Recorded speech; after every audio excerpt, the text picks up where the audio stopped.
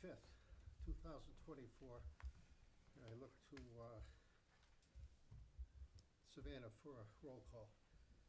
In attendance tonight, we have Brian Wolf, Dave Roulette, Rich McNeil, Mike Delavecchia, Charlie St. Clair, Kristen Bastille, Amy Levisic, Planning Director Robert Mora, Assistant Planner Tyler Carmichael, and I'm Savannah Brunel, the recording secretary. Thank you. I'll look for an motion to accept the minutes from the previous meeting. Everybody's had a chance to analyze them. I'll make that motion. A second. Thank you both. All in favor, just raise your hands, signify by saying aye. Okay, unanimous, thank you very much. And before we lose everybody, I do want to just, not that we forgot, but I want to remind everybody, tomorrow's election day, so I hope that everybody watching, everybody remembers to get out and vote if you haven't already done it. That's my 2 cents on that for the night, so thank you for indulging me with that. So we'll now go to continue public hearings. And we're gonna go to PB 2025-014, that's White Oaks Road, and they want to be continued. So we're gonna need a motion to do that, to continue them to the next meeting. So I'll look for that, for a motion for that. I'll make that motion to continue them. Second, thank you, both. Any discussion? Okay, all in favor, raise your hands. It's unanimous, 6 in the affirmative. Thank you very much. Now, I would like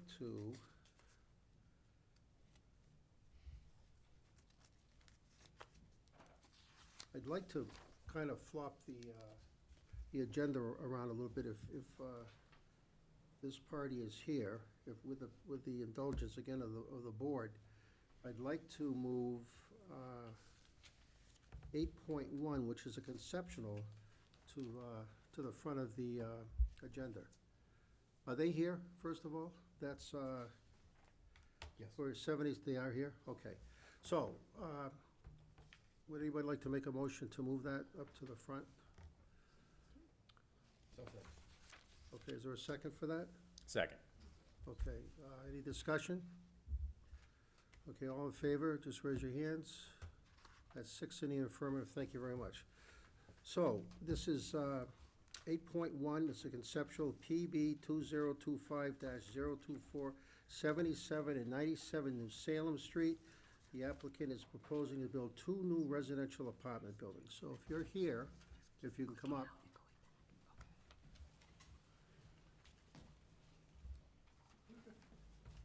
don't know if we put up a tripod thing, just hold them up. Do we want to put up an easel there for him? Sure. Okay.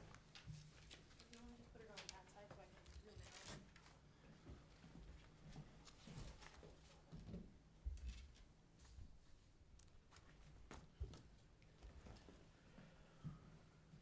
Mr. Chair, members of the board, my name is Ethan Wood. I'm an attorney with Normandin, Cheney & O'Neill. Here with me is Kevin Morissette, who is my client. K&M Holdings is the potential applicant here. So what we're proposing is to build some apartments on that piece of property. These are the existing buildings that are on the property as it sits right now. This is the Salvation Army building, the other one's storage shed, the metal buildings. What we're proposing is 2 buildings with 18 units in this building, 24 units in that building, a total of 42 units. There's 1.93 acres, I believe. It's 20 units per acre. So we're asking for 2 more than what if you rounded it up to 2 acres. Just because of each building has, excuse me, each building has 6, each floor has 6 apartments on each floor. It's basically how, and then these apartments right here are almost identical to the ones that we did at the building next to the the Holy Trinity School. This is sort of very close to the same layout apartments. 50 Church Street. Good, the church. You know, that would be one building, the 3-story with 18 units in it. The building in the back, I'm proposing 4 stories high with 24 units in it.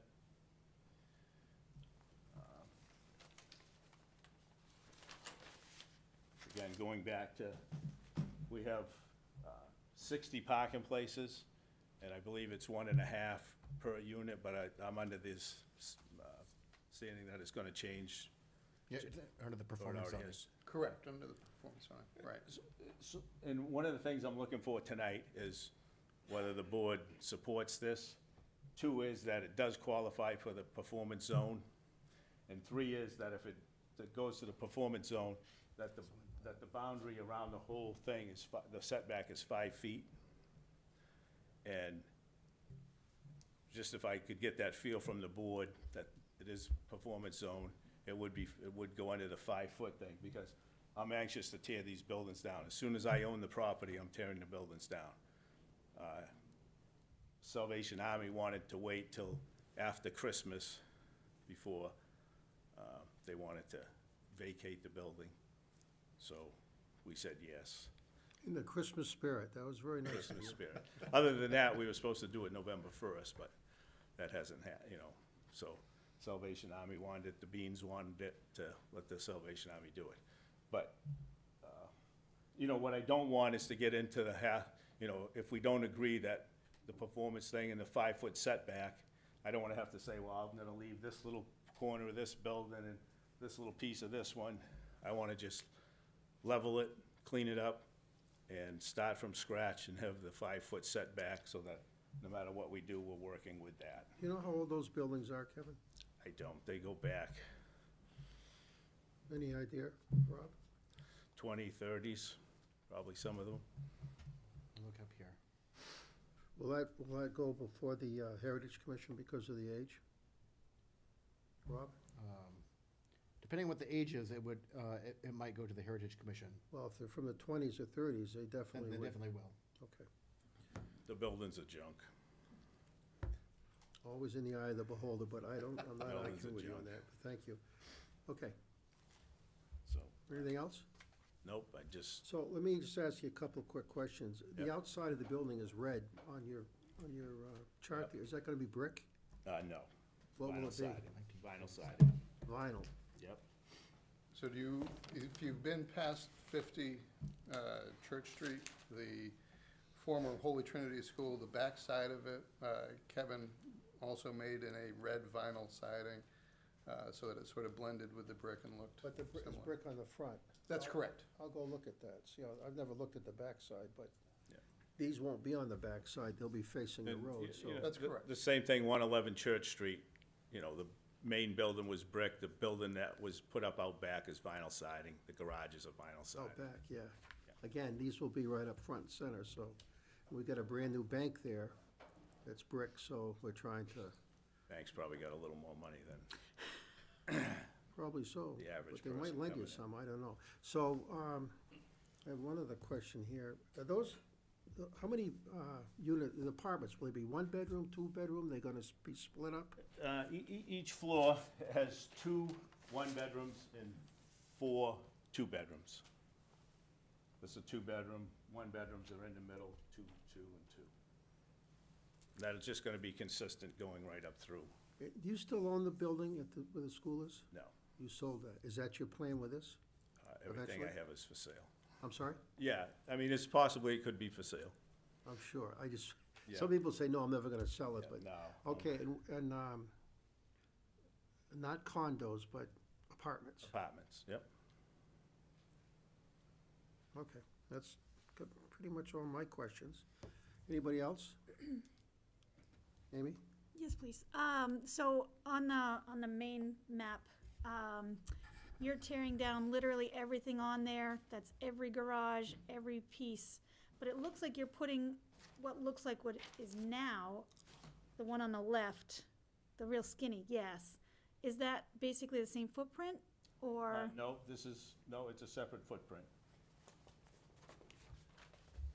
Okay, it's, These are all existing. The only one that we're gonna keep is this one here, at least while we'd be under construction, we'd probably use this for a workplace ourselves. And if it still stayed decent, then we'd keep it for a maintenance building for the property. and what is that going to be now? When you, the one in your hand now, the little pink one that I mentioned This before one on the, here. oh, no, on the Oh, left. this one here? What is that? Is It's that a- garages? A garage, yep, And then the garage is on the right as well. correct. Yep, You know. right here. Just like we did at 111 Church Street. Those had garages, at 12 by 24, people parking them, gives them a little place to store some stuff.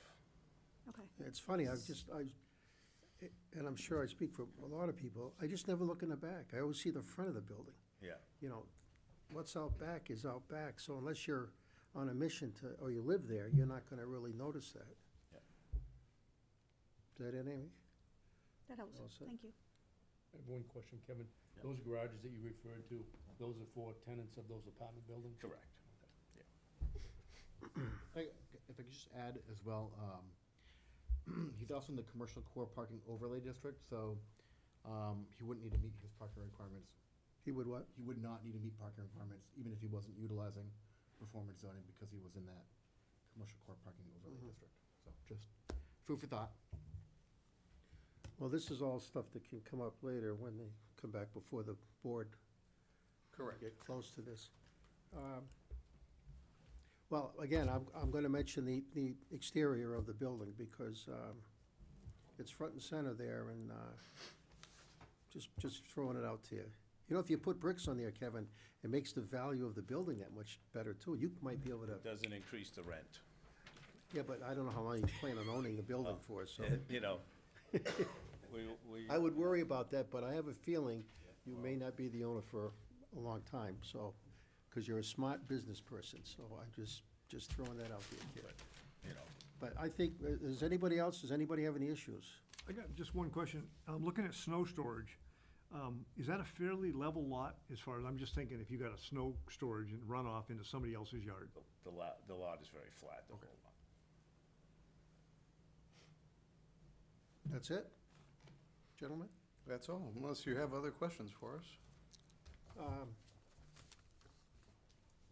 Well, I'm not hearing any negative stuff. We don't take a vote on this, right? Do we? No. No, but it would be, I think the applicant would probably like at least a consensus of what the board was in favor of it, was looked upon it favorably. The issue of tearing all the buildings down is important to me, to at least hear that, okay, you can stay within the 5-foot setback all the way around the property. Yeah, unless Something. staff sees an issue with that, I don't think we will. Your neighbors may or may not agree with this. Sure. And I hope somehow you reach out to the neighbors. I don't know, I've never really taken a count around there, but if you have any close neighbors, you might want to reach out to them, let them know what you're doing in case they don't see this. Just get their feedback. That's always a good thing, not have them come in here and, It is always a good suggestion, Mr. Chair, and we appreciate it. We know, especially given the publicity that has been in the paper, that there are some neighbors who are interested. I'm sure. That'll be great. Does anybody have any other issues that they can think of? So, again, all I'm gonna throw out there one more time, Kevin, is that exterior. How much, please think about that. hear you. Kevin, you remember the tree I had an issue with? Yeah, I'm glad you do. Thank you. very good. All right, thank you both very much. Thank you. Thank you, Mr. Chair, members of the board. Okay, so we'll go back to the original agenda now, and we'll go to 7.1, which is PB 2025-011, 382, 386, 390, 394 Union Avenue. They're proposing to convert 29 commercial condo units, well, this is a switch, to residential units. The applicant is here. That's correct. Mr. Chair, Ethan Wood with Normandy, Cheney and O'Neill. I represent the applicant in this case, which is Central Shores Holding LLC. Okay. If you hold 1 second, I want to Sure. get a vote to, we got to accept this, right? Do we need to accept, did we didn't accept it last month? I don't believe, this is not continued, no. So, because they went to TRC. Yes. Yeah. Okay. Let's see, I don't want to get yelled at already, so. I don't All blame you. right, so I'll look for a motion to accept this application. Somebody? Make a motion. All right, that's been first Second. and seconded. All in favor, raise your hands. Okay, it's 6 in the affirmative. Thank you very much. Continue, please.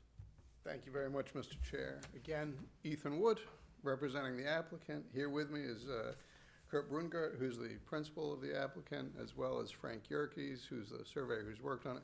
And then the current property owner, Mr. Livingston, is also here with us as well. Great. So, you've heard correctly. What we're proposing here is to modify the use of what are currently commercial buildings to residential. With that, we'd note that we're actually talking about 16 units rather than all 29. We're talking about the ones that are 380, 378, 380, 382. If you take a look at your site plan, it's the 4 buildings that are clustered with walkways between them. So 382, 390, 386, 394, is that correct? That would be it. That would be correct. Excluding 370. Correct, because 370 is currently where Dr. Finn's office is and the radio station, and right now, there's no plans to evict them. I would expect them to remain there throughout the life of this project.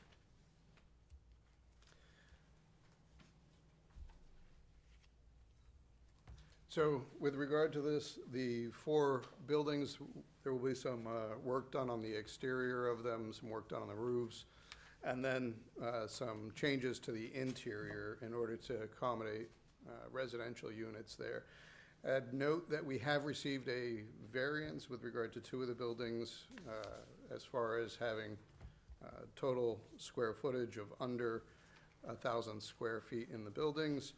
And there is sufficient parking on this lot to accommodate this.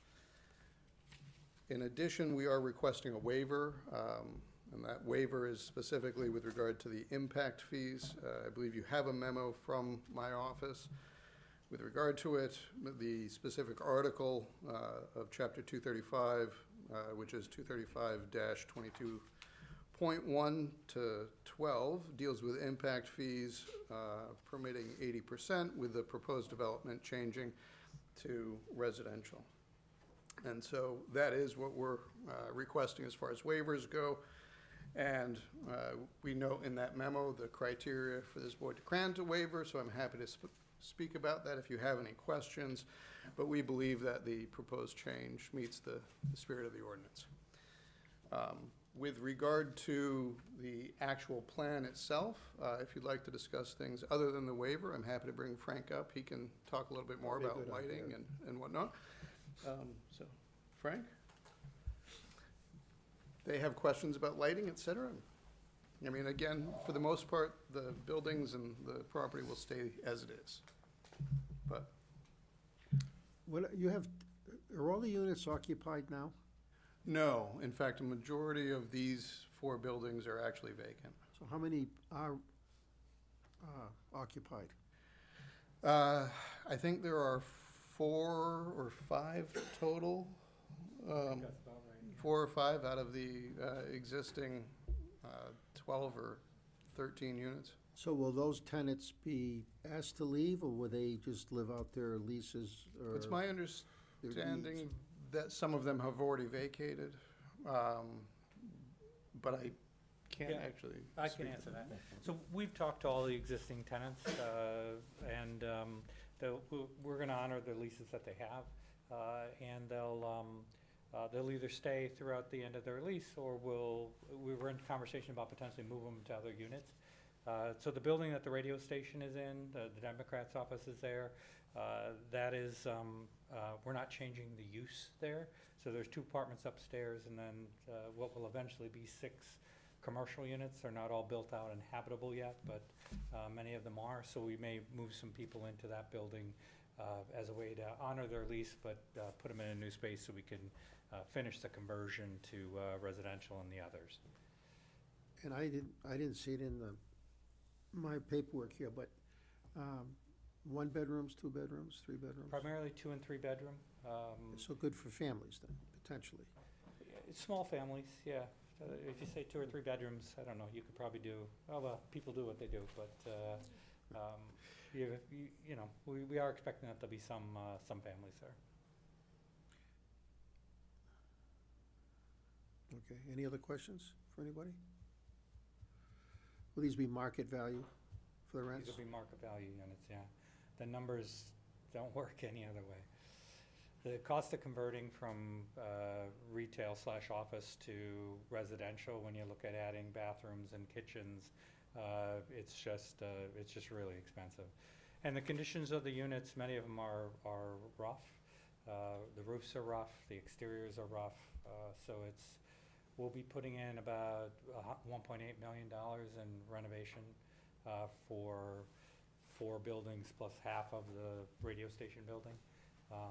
So it's a big project, a lot of work. The numbers work, but they're tight. Any other questions? So quiet tonight. Must be the election on everybody's mind. All right. And the Democrats are gonna stay, so. You know me, I don't care about parties, so. Okay, thank you. We'll have a public hearing now, so we'll open up the public hearing for this at 6:56 PM. Are there any guests in the audience that would like to comment on this application?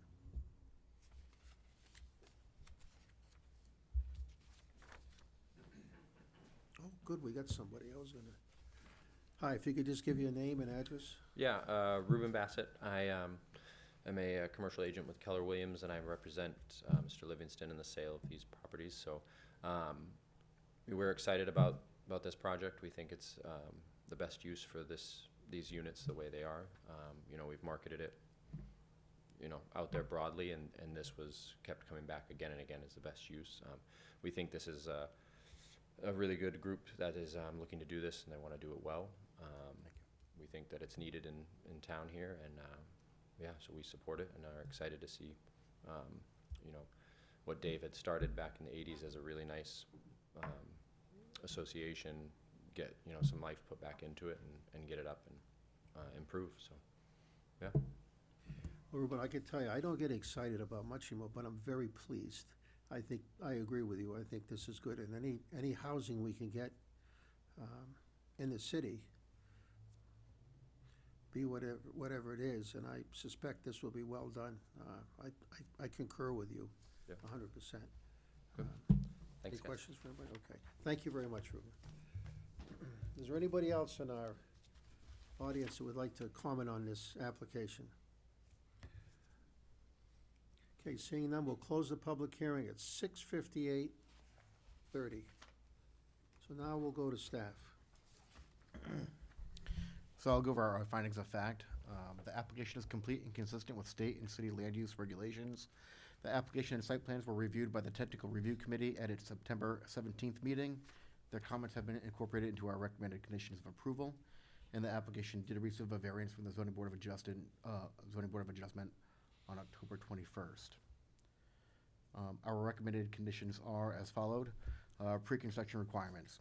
All conditions in this section must be completed at least 2 weeks prior to commencing any work on site. Plan revisions. Plans must be revised and submitted to the planning department in accordance with the following. Correct the plan to reflect the correct owner for parcel 411-220-27. Parcel 407-22051 must be correctly reflected on the plan. Sewer inspection. The sewer service must be cleaned and inspected via CCTV. A certified inspection report must be submitted to the Department of Public Works for review and approval. Condominium documents. The condominium declaration must be amended to reflect new layout and floor plans for each unit. The amendments and floor plans for each unit must be submitted to the planning department for review and approval. These documents must be recorded at the Belknap County Registry of Deeds at the applicant's expense. Deposit for inspections. The applicant must provide the Laconia Water Department with the required deposit amount for inspection services, construction maintenance, and assessment fees. All construction and maintenance assessment fees must be paid to the Water Department. Permits and approvals. The applicant must possess all required permits and approvals granted by other municipal, state, federal boards, or agencies. All permits and approvals must be in place prior to the signing and recording of the final plans in Mylar. Should any permit or approval be revoked at any time during the project, all work must cease until a new permit or approval is obtained. Copies of all permits and approvals must be provided by the applicant to the planning department upon request. Final plans, 4 final plan sets must be submitted to, reviewed, and approved by the planning department. Construction requirements, I'm sorry. All conditions in this section must be met during the construction of the project. Fire specifications. The applicant must adhere to all specifications as required by the Laconia Fire Department. Water specifications. The applicant must adhere to all specifications for municipal water service as required by the Water Department. And Water Department inspection. The Laconia Water Department must inspect and approve all plumbing work. Post-construction requirements. All conditions in this section must be met prior to issuance of any certificate of occupancy. Impact fees. Impact fees must be paid to the planning department prior to issuance of each certificate of occupancy. Impact fees are assessed by the planning board as follows. $3,481.37 per new dwelling unit in every multifamily structure, and $4,639.81 per new dwelling unit in each 2-unit structure. As-built design application for in review fee for each dwelling unit must be submitted to the planning department for review and approval prior to the issuance of each certificate of occupancy. And lastly, completion date. The project and all associated conditions must be completed by no later than November 4th, 2029. If all conditions are not met, nor any extension applications filed with the planning department, by the completion date, this approval will be null and void. Any questions for staff? So, I guess before we do anything, we should talk about the impact fee. I don't see the request on our agenda. We have this right here. There's a memo on it. I think we have, you get one of these right there. Yeah, is that? That's for the impact fee. Yes, it's been properly noticed. Well, I'm just gonna point out, and you might wanna get back up there, Counselor. So you can answer any questions, since I'm happy to, Mr. Chair. I believe this is your, yes, it is. You know, these are gonna be residential now, not businesses per se. That's correct. And so we'll potentially have more people here, living here. And the cost to the city is, you know, through all the departments, which is what the impact fee is supposed to help offset. You know, whether they have school children or not, whether they use the parks or not, whether they have police calls or fire calls or EMT calls, those are all things that the impact fee is supposed to offset. And staff can correct me if I'm wrong, but this is what we've been told by the city council. Unfortunately, Councilor Cheney's not here tonight, but I know he'd be saying what I'm saying, or encouraging somebody else. And I know we have a member on the board here who also represents the department that helps get funded from this. So that being said, I will open it up now to the rest of the board here if they'd like to get any comments in on this, because this will have to be taken up separate from the application. I don't see any reason to waive them back fees. No, make it, don't tell me, tell everybody else. No, that's our general discussion, that's what the impact fees are for. Wait till you get up. That's why we have the impact fee. And when you're making new residents, we have impact fees, and there's no legitimate reason to waive those fees tonight. If I may, because I think it's important that we address the specific code that we referenced. The city of Laconia, in its wisdom, has determined that infilling unused commercial space with residential space is a benefit to the city. And therefore, they have codified the permission for impact fee waivers when that occurs. And that's the specific section of the Laconia Code that we've referenced here, which is 235-22.8.c. And functionally, this is the revitalization of inner city with smart growth to infill these properties, which are not being used at 100% as commercial. And so what we're trying to do is maximize their use as residential. And it is specifically authorized.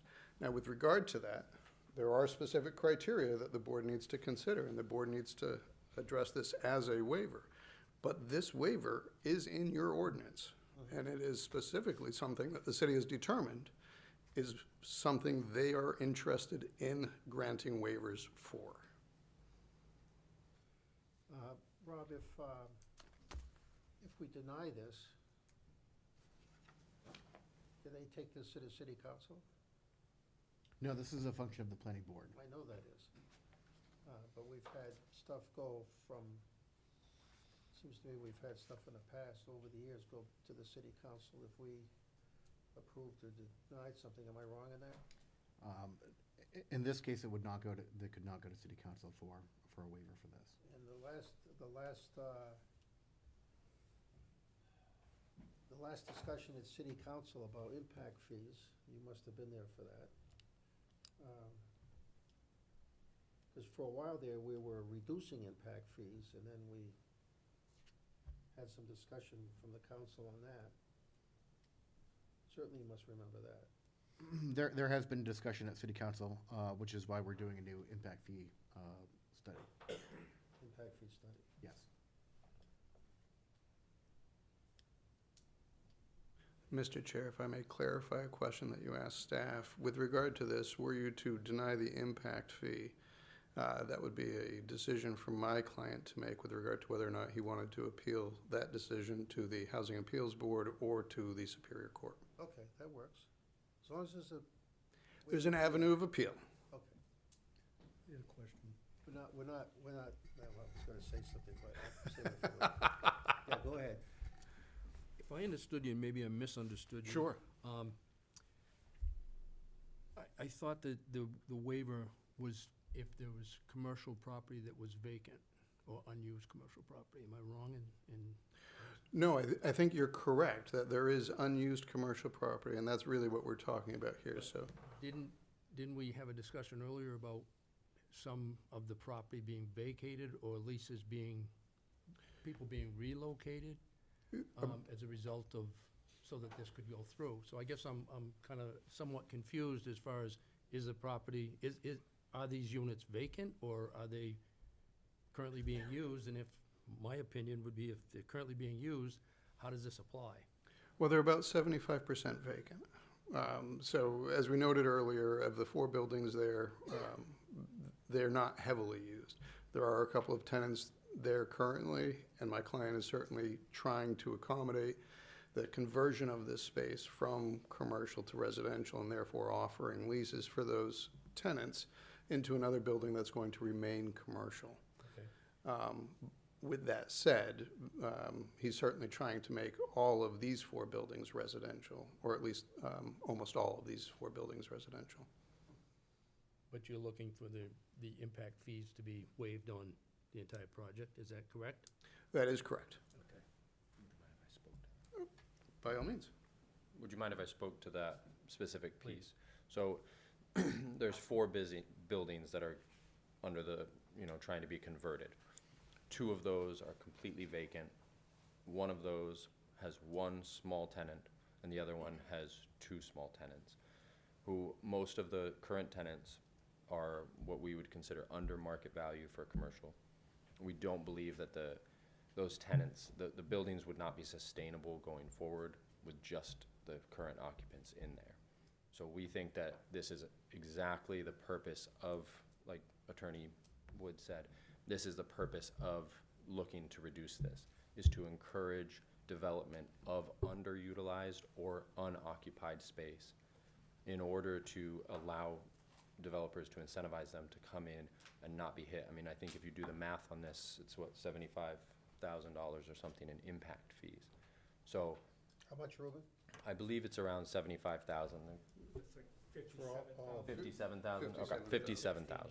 So it's a 16. 57,000. Yep, sorry, I misspoke, but, That does not include the building you're not redoing. Staff report says it's Correct, because 100,000. there's no waiver. I'm sorry? Staff report says Correct. impact fees are 100,000. The waiver is not reflected in the impact fees that are in the staff report. So that would be what they would pay for the full.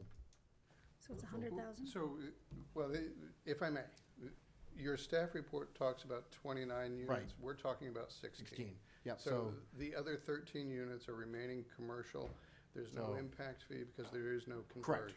correct. So it's 16 and not 29, because it says 29 in the application here. It's just to convert 29 commercial condo units, but really it's only 16? That's The correct. application says 29. That we have in front of us here.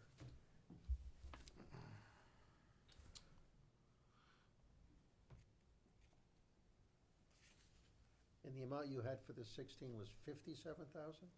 I believe so. According to, if you'll bear with me one moment, I'll run the numbers.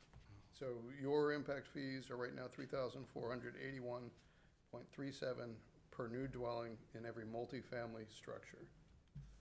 So that would be, I don't have that.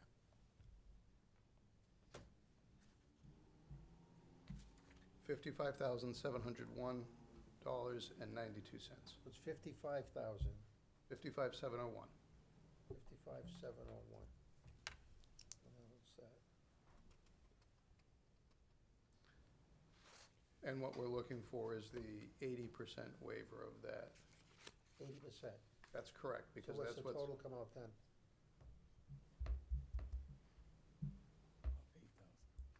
it's about 11,000. About 11,000.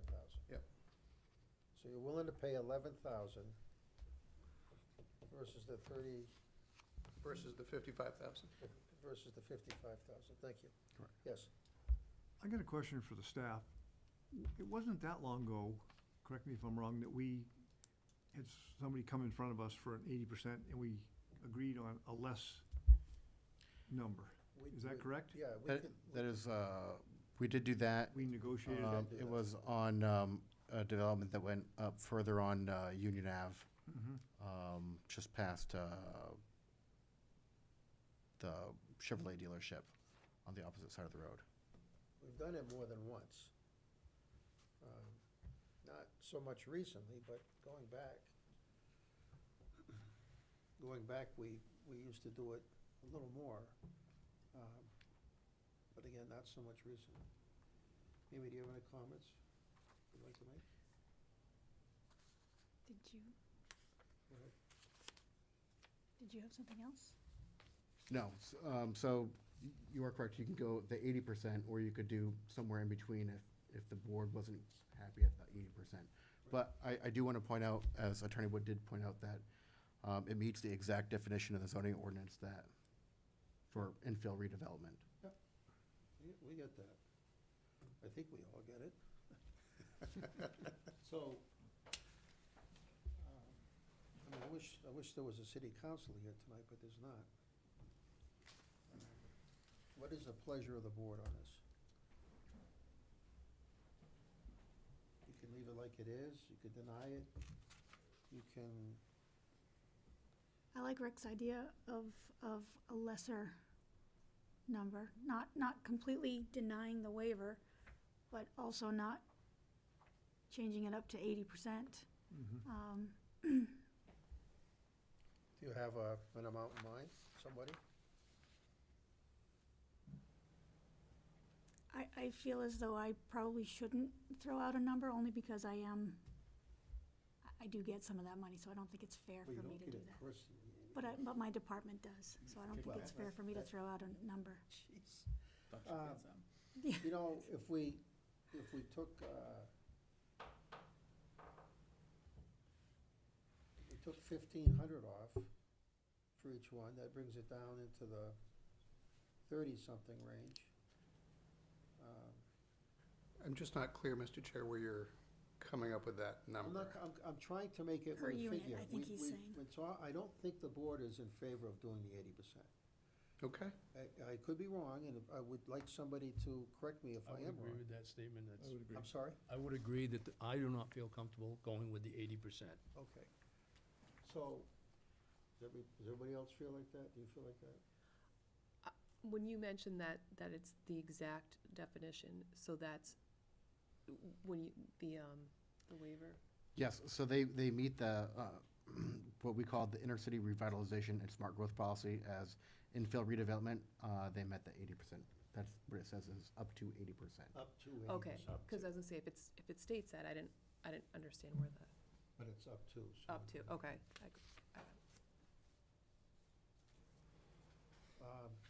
I'm listening, kids. We've come up with a figure. or we Do you know, can do leave you it know at how long the 80%. property has, when was that property developed originally? This property was developed between 1910 and 1920. So it's been there for an exceptionally long time. How old are those buildings? Those buildings have been there since that 1910? time.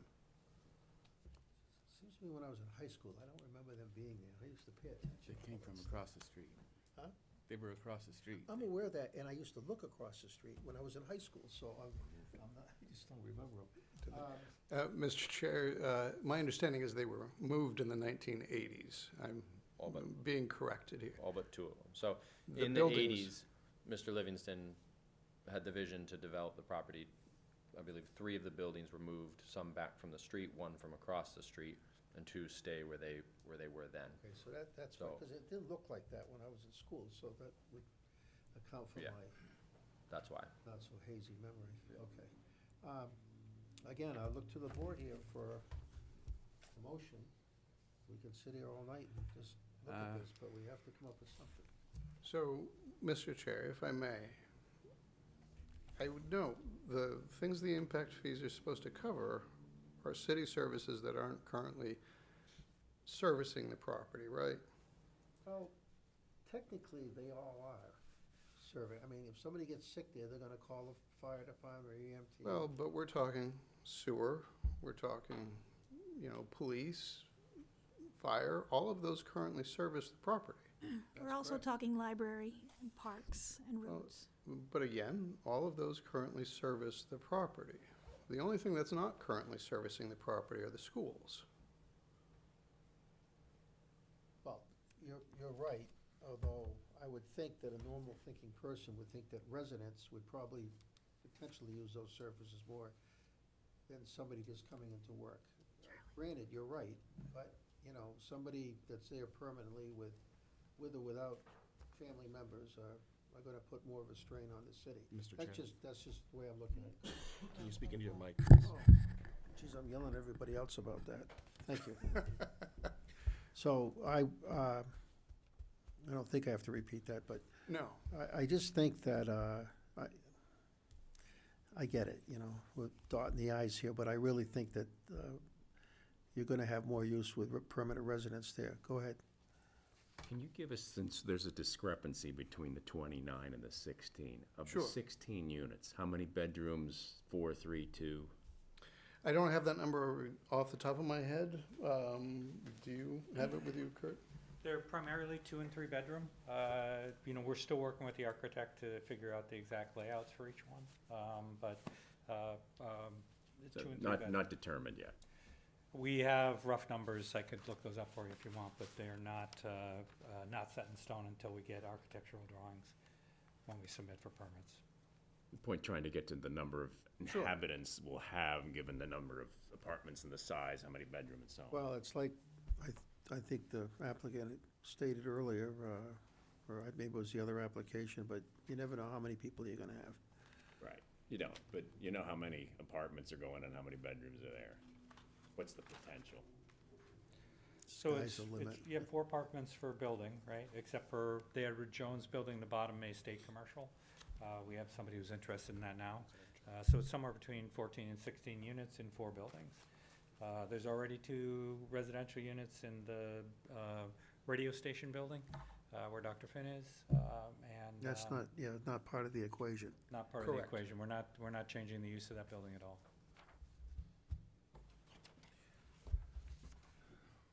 Difficult to determine how many people, how many family units as opposed to studio apartments they're gonna be. Well, I get the impression that we're looking at a reduction. I get the impression that we're not, nobody said that they want to keep it at 80% on the board. And so, again, I'm just looking for a motion. If you want to say, reduce it, to X amount, 50%, 40%, 60%, whatever you want to do.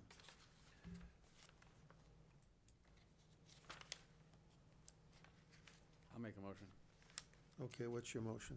that we deny a reduction of the impact fees. The impact fees are put in the city for a purpose. City council has counseled us about reducing impact fees unnecessarily, without reason, and the impact fees are there for a reason, and that's why we have them. So I'll make a motion to deny any reduction of the impact fee. Okay, is there a second to that motion? I'll second that motion. Thank you. Okay, the motion's been seconded. We'll have a little more discussion on this, or you said everything you want to say. I don't think it's, I agree with you, Mike.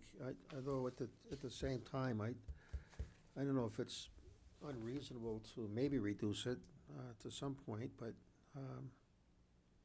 again, they do have the avenue to appeal.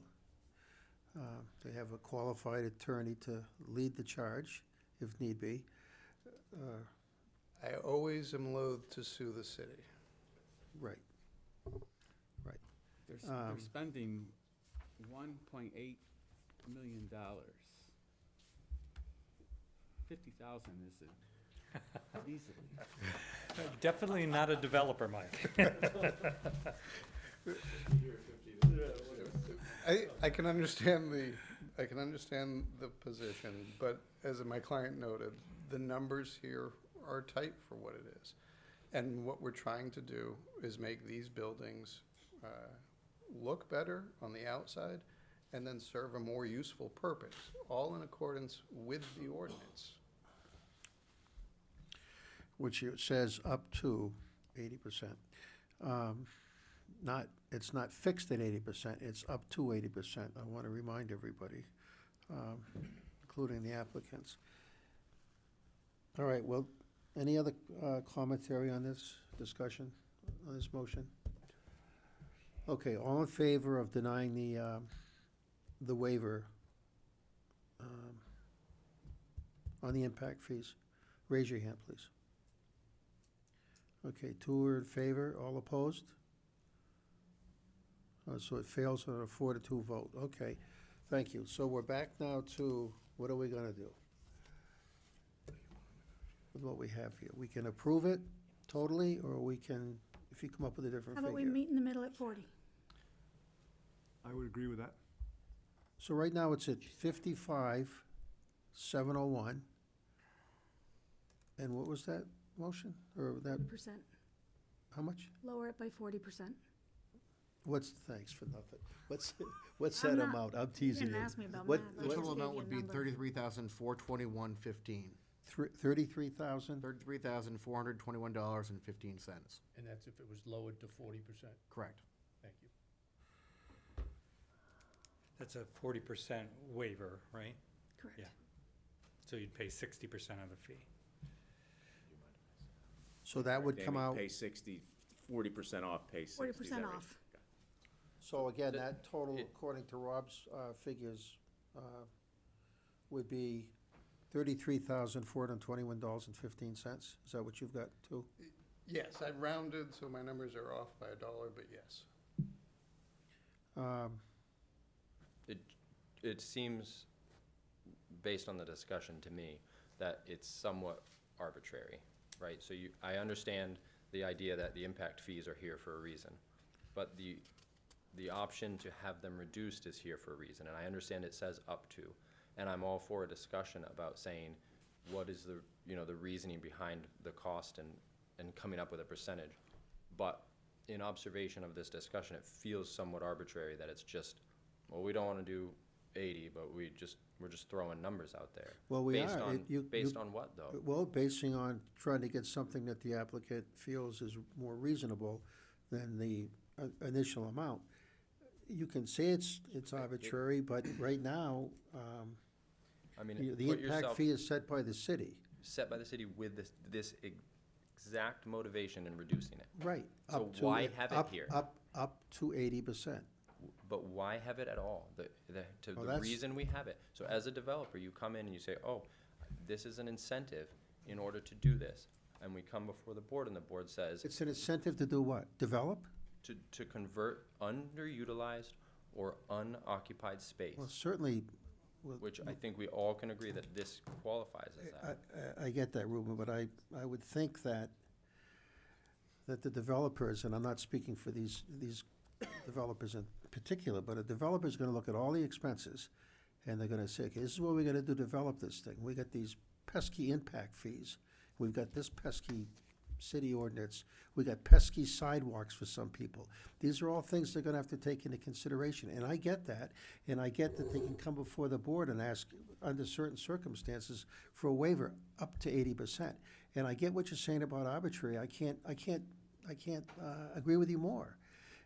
But we've gotta come to a figure, and if the board thinks that we're trying to work. I'm just challenging the board to say, listen, I understand if you don't agree, but in my mind, you have to have some reasoning for that other than, oh, we just don't.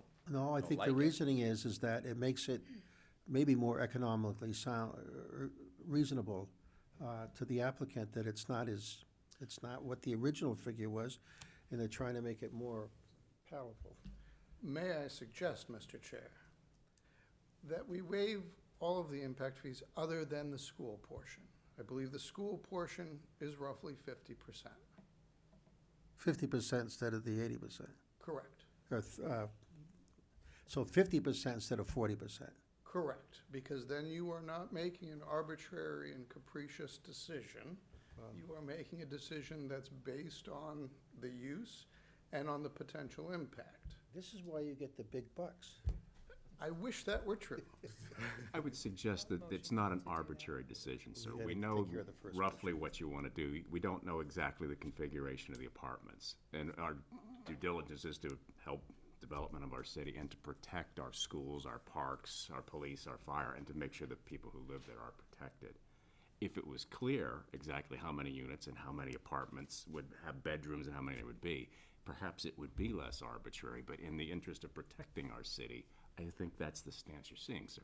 And I appreciate that point of view, Mr. Wolf. I would note that the potential issue that arises is an arbitrary and capricious decision by this board is subject to overturning by the Superior Court or by the Housing Appeals Board.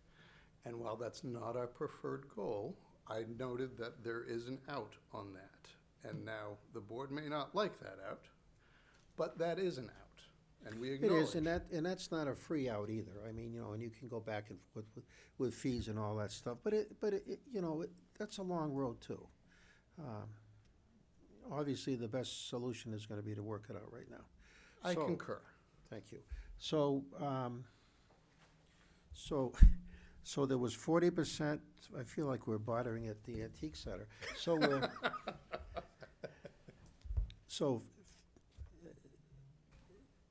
you made the motion at 40. Who seconded it? I did. Okay. Is that something you want to consider, or do you want to go forward with the 40? They're basically saying that it would be more agreeable at 50%, and they used the school figure as a reason. So what are your thoughts? I'm going to go to you, Amy, and Well, I'll stick with my motion, and if you don't like it, you can deny me. okay, I guess I'll agree with that. okay. I've been denied before. Just a couple minutes ago. Okay, don't you guys, well, how many people, oh God, there's 6. Don't make me vote tonight, please. Break my record. All right, any other discussion on the motion, on the 40%? Okay, all in favor of reducing the impact fees 40%, raise your hand. 1, 2, 3, 4. All against? 2. Okay, it's, so we'll stick with the 40% versus the 50%. That's that, and then we can go from there. Thank you. Okay, so now we'll go to the, actually, I'm surprised that you did anything, but that's just from, listening before, just so you know. All right, so now we'll go to the rest of the application. I have a motion on that? To accept the, not to accept it, but to approve it? Motion to approve it. Okay, that's been, go ahead, Rob, you got something? Do we to just say? want to amend what the impact fees would be, $33,422.15? If we need to do that, we can. Since we've approved the waiver, Yeah, the 40%. just to make sure that it's incorporated into the record. Okay. But do Thank you you. know for a fact? Yeah, Are we we did- sure we- it's 16? I mean, We did the math on it and we checked it. It is. but you're that is- sure it's 16 units? Right now it is, yes. Yeah. But Yes, and but certainly. that's the concern is right we- now it is, well, and if it changes. But if we change that, we'll be back before this board. Right, Gotcha. you Because could- that's if it gonna be went a lower, change in it could go use. lower or and- higher. Right. I just Okay. wanted that for the record. Yeah, thank you, Rob. Okay, so I'm looking for a motion on the approval of this application with the agreed to staff. I motion to accept it. Okay, that's been, Second, okay, and Amy, you seconded it? sure. Okay, is there any more discussion on this? Just to clarify, that was a motion to approve it. Right, With the conditions outlined previously. yeah, I said that, or you said that, so you got that. Okay, all in favor, raise your hand. Okay, that's 6 in the affirmative, that passes, thank you very much. Thank you, Mr. Chair, members of the board.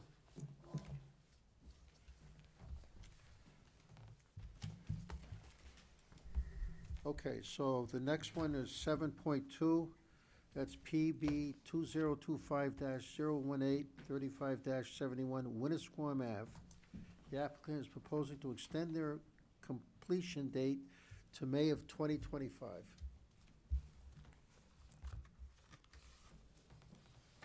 Welcome back. Hello, my name is Jessica Jacobson. I am here, You're at, where do you live? Just your address. Do you live in Laconia, or where do you live? no, I do not live in Laconia. I am here on behalf of Wilcox and Barton, the engineering firm. Okay, We are presenting for Naughty Marina, Inc., and we have been here before for the final Mylars. It's the same extension request. It's actually for the same reason. The appeal process for the DES permit is ongoing. The attorneys are at the final stages of resolving that appeal, and that is purely just for one outstanding item regarding the environmental protection plan. We have had delay in finding a contractor for that, someone who would compile the environmental protection plan. And with the help of the city and with the coordination with the city, we have come to agreement that it will be a third party through the city that will be doing the environmental protection plan at the expense of the applicant and owner. So that is at the final stages with the attorneys. That just will be the final step in resolving that outstanding appeal. But it's ongoing coordination with DPW, which was at the time the previous extension, which is now the same reasoning behind this. The final Mylars will go through as soon as we have that appeal signed and resolved. We'll be able to then go through with the plan because there will be no further outstanding items because that will be underway in a condition of the appeal. The extension right now is until May. The request is May 2025 for the final Mylars, and that will allow for this environmental plan to go through. And the update in construction will then be in the fall is when construction will kickstart because it will be post-boating season. Okay, thank you. Any questions from anybody? Staff? No, I don't have to open this up for public comment. I do. Look Do at we have to that. accept it I first? wasn't sure, that's why I was waiting at We're gonna first. need We need to accept accept it as first. well. Oh, we have to accept, jeez. I'll we make have the do motion to everything. accept it. Thank you. Is there a second? All in favor? 6 in the affirmative. Thank you very much. Okay, now we'll have we'll open the public hearing for this extension at 7:34 PM.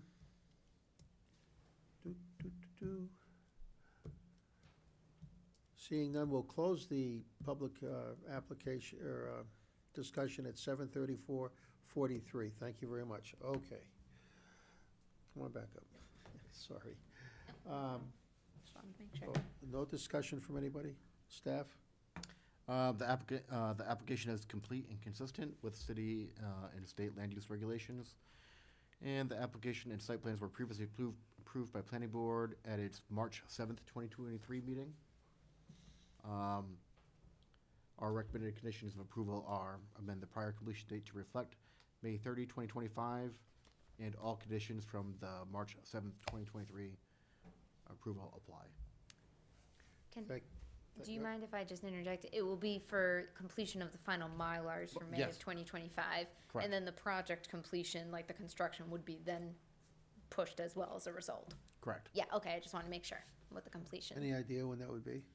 So, yeah, the update that we do have is they were planning on doing this winter, as you know, in terms of winter construction for the boathouses. Those will be pushed until after the boating season, so they'll be kickstarting in the fall. It would likely, they would be looking to have something prior to the next boating season, but I don't have the estimated end date. I just know that the start date is now pushed. But the intention would be to be fall to late spring. Did you get that all worked out with Public Works there on that?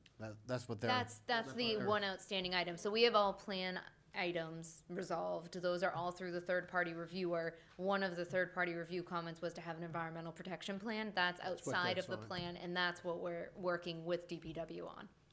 I was hoping it wasn't that, but okay. It's, yeah, we've had some firms and they're firms to talk to about the environmental protection plan, but the issue is that there's some conflicts with either the city or with WRBP in terms of conflict of interest, and then there's also availability. We've had a lot of issues in terms of finding someone who is available in order to create the plan. So we've reached this conclusion through the attorneys and through the appeal process where it's going to be a third party, so that way that conflict of interest is no longer there. Okay. Any more discussion from anybody? I'll take a motion for the extension to approve it. Somebody? Make a motion. Thank you very much. Second. Seconded by Amy. All in favor, raise your hands. It's unanimous, 6-0. Thank you very much. Thank you. Have a nice night. Good luck with everything. Thank you. Okay, so now we're up to 7.3 PB 2025-020 Old Prescott Hill Road. Applicant is proposing to subdivide the current parcel into 4 lots. And we'll need a motion to accept this application. So moved. Second. Okay, all in favor? Raise your hands. Okay, it's unanimous. Keep seeing the same faces up here. This is weird. Deja vu, deja vu. Good evening, Mr. Chair. Ethan Wood with Normanton, Cheney and O'Neill, No, representing the applicant. I know, I just said the same people. Why did I move that? Why did we move that agenda? I always thought they'd be out of here, but I should have known. I was trying to help you guys out so you wouldn't have to sit through the meeting, but I didn't know. Well, That's I'm always okay. I'm always happy to be here. Yeah, I can This see board that. is nothing if not informative. All right, we just vote to accept this. Why I'm babbling here, okay, I'm losing That's track here. correct. And just to make sure that I'm on the same page, because there are 2 applications I here see for that, Prescott Hill I Road. see that. We're talking about the 5-lot subdivision first, right? 4-lot subdivision, sorry. 4 lots. Yeah. 4-lot subdivision.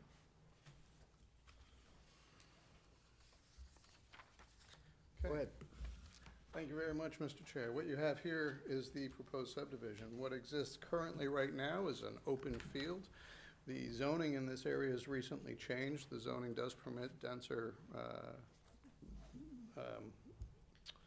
does permit an increase in density over what was there previously, and what my applicant is proposing is to take some undeveloped land and make 4 residential lots. These would be 1-family houses. The sewer, he's recently paid for it to, or the water rather, he's recently paid for it to come up, and he's ready to functionally build when he has approval from you all on the subdivision. This subdivision does meet the zoning requirements, and I'm happy to answer any questions that you have about this process. But as you can see, Lot 1 will be just over 20,000 square feet, just under 21,000. Lot 2 is just under 22,000. Lot 3 is just over 20,000, and Lot 4 is just over 20,600. Any questions from the staff, or I'm sorry, from the board? Okay, go ahead. So this isn't showing what you're putting in, you're just putting in a They're going to be house? 4 single-family houses. Where? It's going to be functionally The on these lots. They're going to comply with the zoning requirements. They're going to comply with the setbacks, and they'll have approvals for the driveways, et cetera. Okay.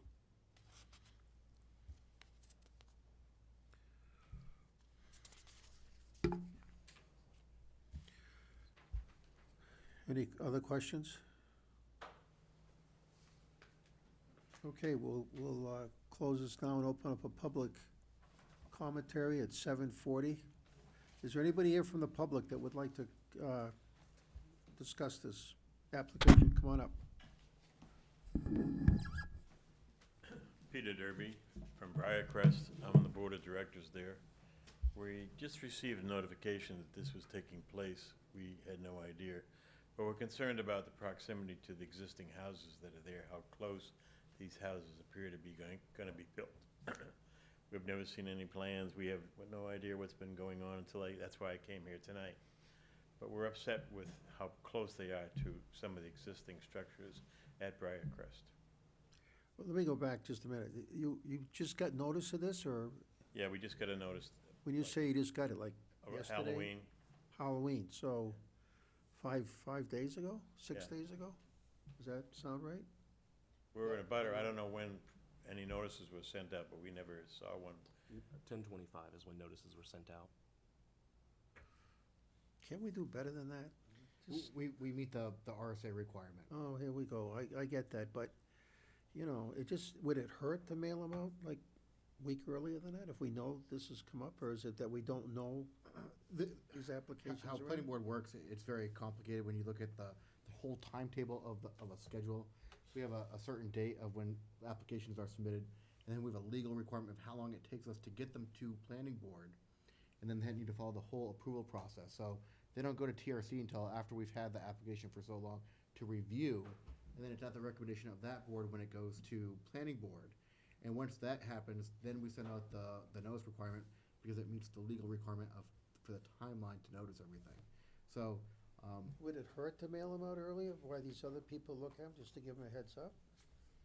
I'm just asking, Rob, I'm not, It's just, not complaining, I'm just asking. it would be next to impossible, and then we'd be holding ourselves to a more stringent standard. Because what has to happen, so, for example, if you met at TRC on the 22nd of October, then. And what we was saw- that meeting about? So each application goes through a review process. So a technical review committee is when all the department heads review every application that goes forward to make sure it meets their individual ordinance requirements, and DPW reviews water, or sewer, and then the water department reviews the water. And we review it for zoning requirements and site plan regulations. And how far? That's 3 days prior to us sending out. Only 3 days? Yeah. So it's not like we have 3 days, and once the board makes that decision, to draft up a butter notices and get them to the post office to send them out. So we don't have even a week of wiggle room. We literally have 3 days to do all of this. Is there any way to fix that? Maybe have 5 days? We could Just find asking. a state rep that might request that we had more time in a review process. Okay. Well, if you know any state reps who get elected. I'll let you know on can- Wednesday. Yeah. It just seems like, because we've heard this before, and I agree with you, that, you get the notice in the mail, and then you gotta go, well, wait a minute here, and then you gotta look at your schedule, you gotta talk to your neighbors, which isn't like just instant either. So it would just seem more reasonable if abutters had a little more notice. And I think that's logical. And reasonable. We'll talk about it more, but I think it's something we need to look at for everybody. Okay. So to bring it I back, tr- We're just concerned about effects on our property value, the noise level, what's gonna be built, how close it is to the existing residences at Briarcrest. We haven't seen any plans, we have no idea what's been proposed. So, looking at that map, Briarcrest is on the back, basically on the top of it? Is that where you abut? Thank you. And how close are I can't see it from here, but how close to the proposed property line are the houses? So, Mr. At Chair, Briarcrest, yeah. each lot is about 280 feet deep. Your lots? Correct. Okay. And the backside of it has wetlands, which we wouldn't be. There's a piece of wetlands right here. How big is that, footage-wise? Oh, it's, Significant. Well- I don't but have it. regardless, the houses are gonna be built between the road and this piece of wetlands. So they're not gonna be even, Right up this against is the gonna stay property the way line? it is right now. But, so the wetlands have trees, et cetera, in them, I would take? Correct, Or is the it just tree a line is right here. Are there trees in that Yes. property? Okay, so it's not just field, No. it's trees. We went in and we cleaned this up a little bit, but the house is gonna be built right in this area. And And, How close is that to Briarcrest houses? the Briarcrest houses are up in here, there's a few up in here. There's one, but I mean, you know, the houses in Briarcrest are lucky if they're 20 feet apart. no, so but again, we're talking 40 feet of wetlands, 50 feet? How many feet? Just a rough guess, guys. So, It's probably, It's a ditch line, it's about 5 feet wide. so the wetlands are about 5 feet wide, but what you have here is about 280 feet, 200. Look at your 30 numbers. feet. I don't think it's two, Well, think it's you're 200. right. We have 220 here, but we're talking about building in the front end. We have 263 here, again, building in the front end, 266 and 268. But again, the wetlands come through, cutting off about the upper half of it. So it's at least 110 feet, About 110 feet, at least. so a third of that's a buffer football that field. won't be. Yeah, they've not requested a conditional use permit to go into the wetland buffer, so they would have to build them in the front of the lot unless they sought a CUP, which they've not done. And that is the plan. This line right here is the line. You know, the wetlands is like a 5-foot wide trench. I mean, you can go out there now in sneakers and you're fine. But then you gotta be 30 feet away from that. So this line right here is where we can't build beyond that. This pin here, and here is basically 100 feet back from the front. So, you know, the house is gonna be built no further back than 120 feet from the road. And how To the far, back of the house. how far would the back of the houses be from Briarcrest? The back of the house is right here, so let's just take, it's 265, so, you know, 160 feet away. 140 or 160 in that range. Right, depending on what it is. So does that answer your question a little bit, or? Yeah, it answers the question a lot.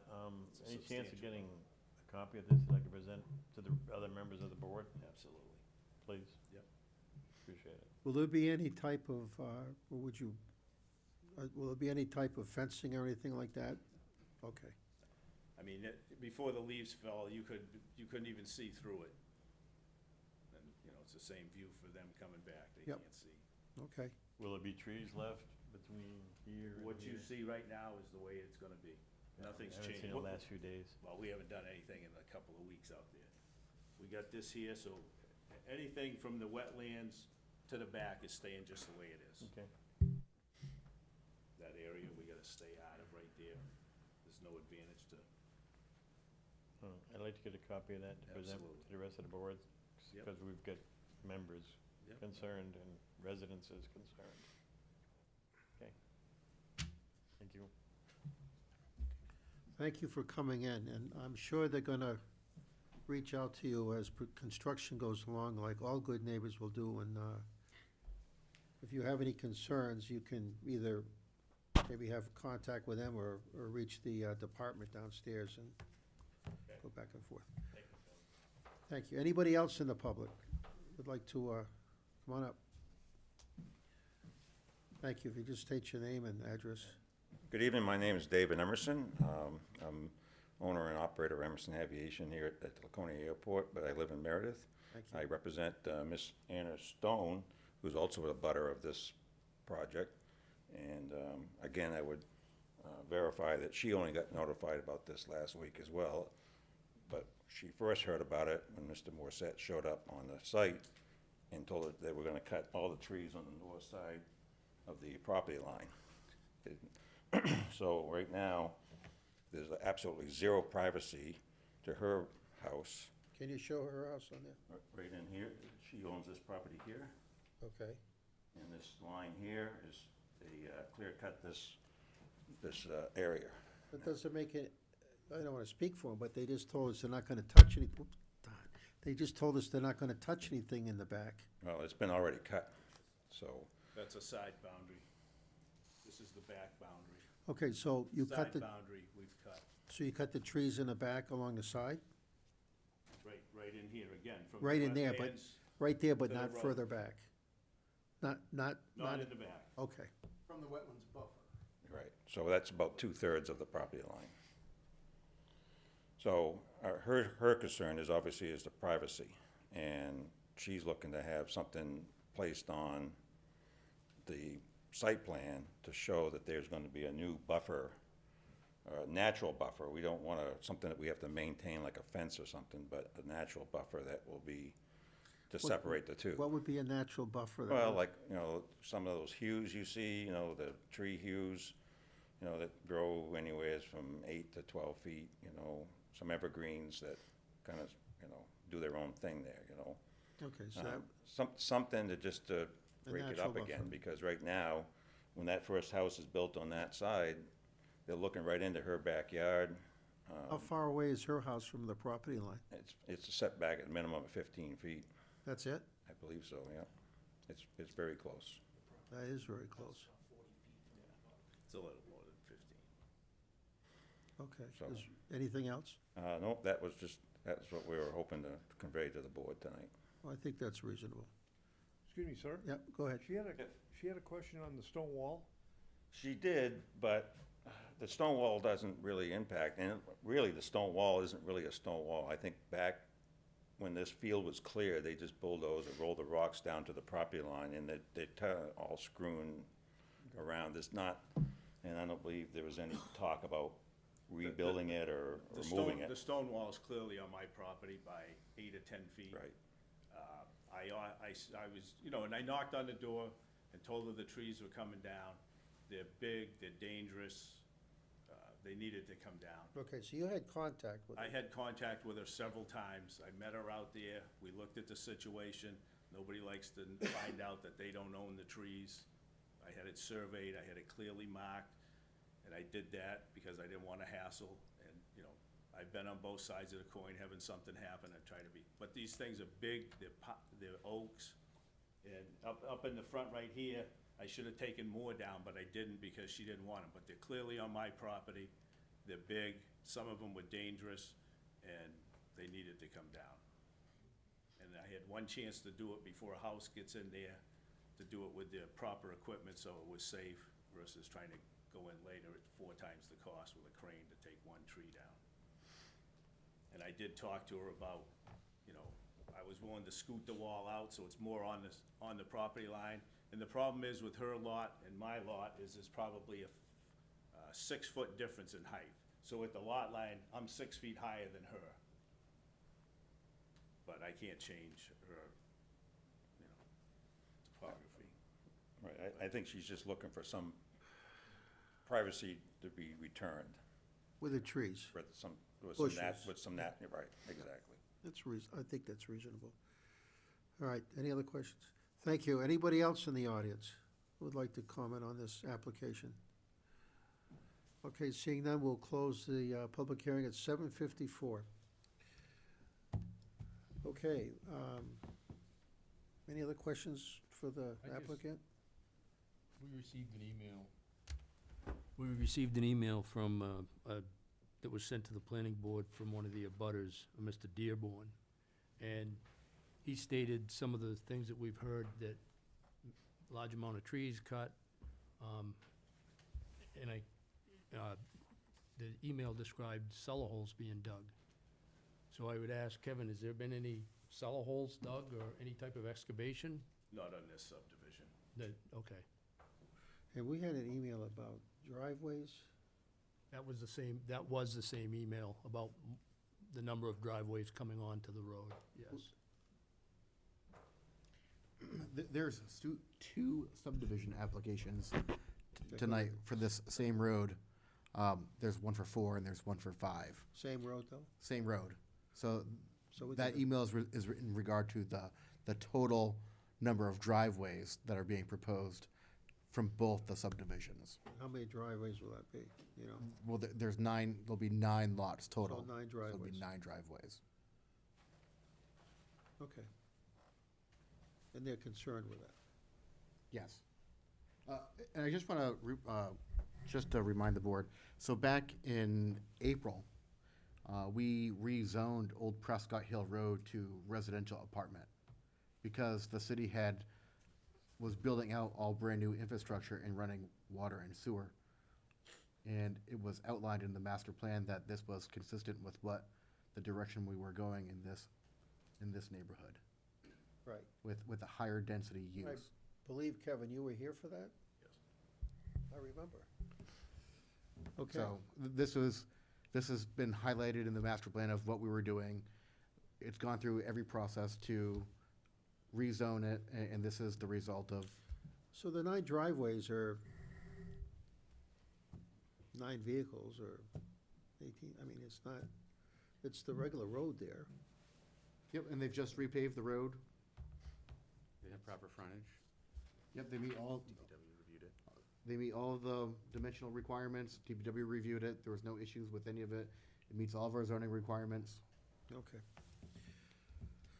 Okay, I think that was in on commentary from the public.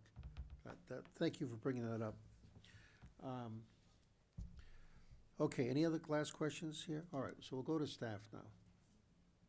Do you want to hit it? Yeah, I'll hit this one.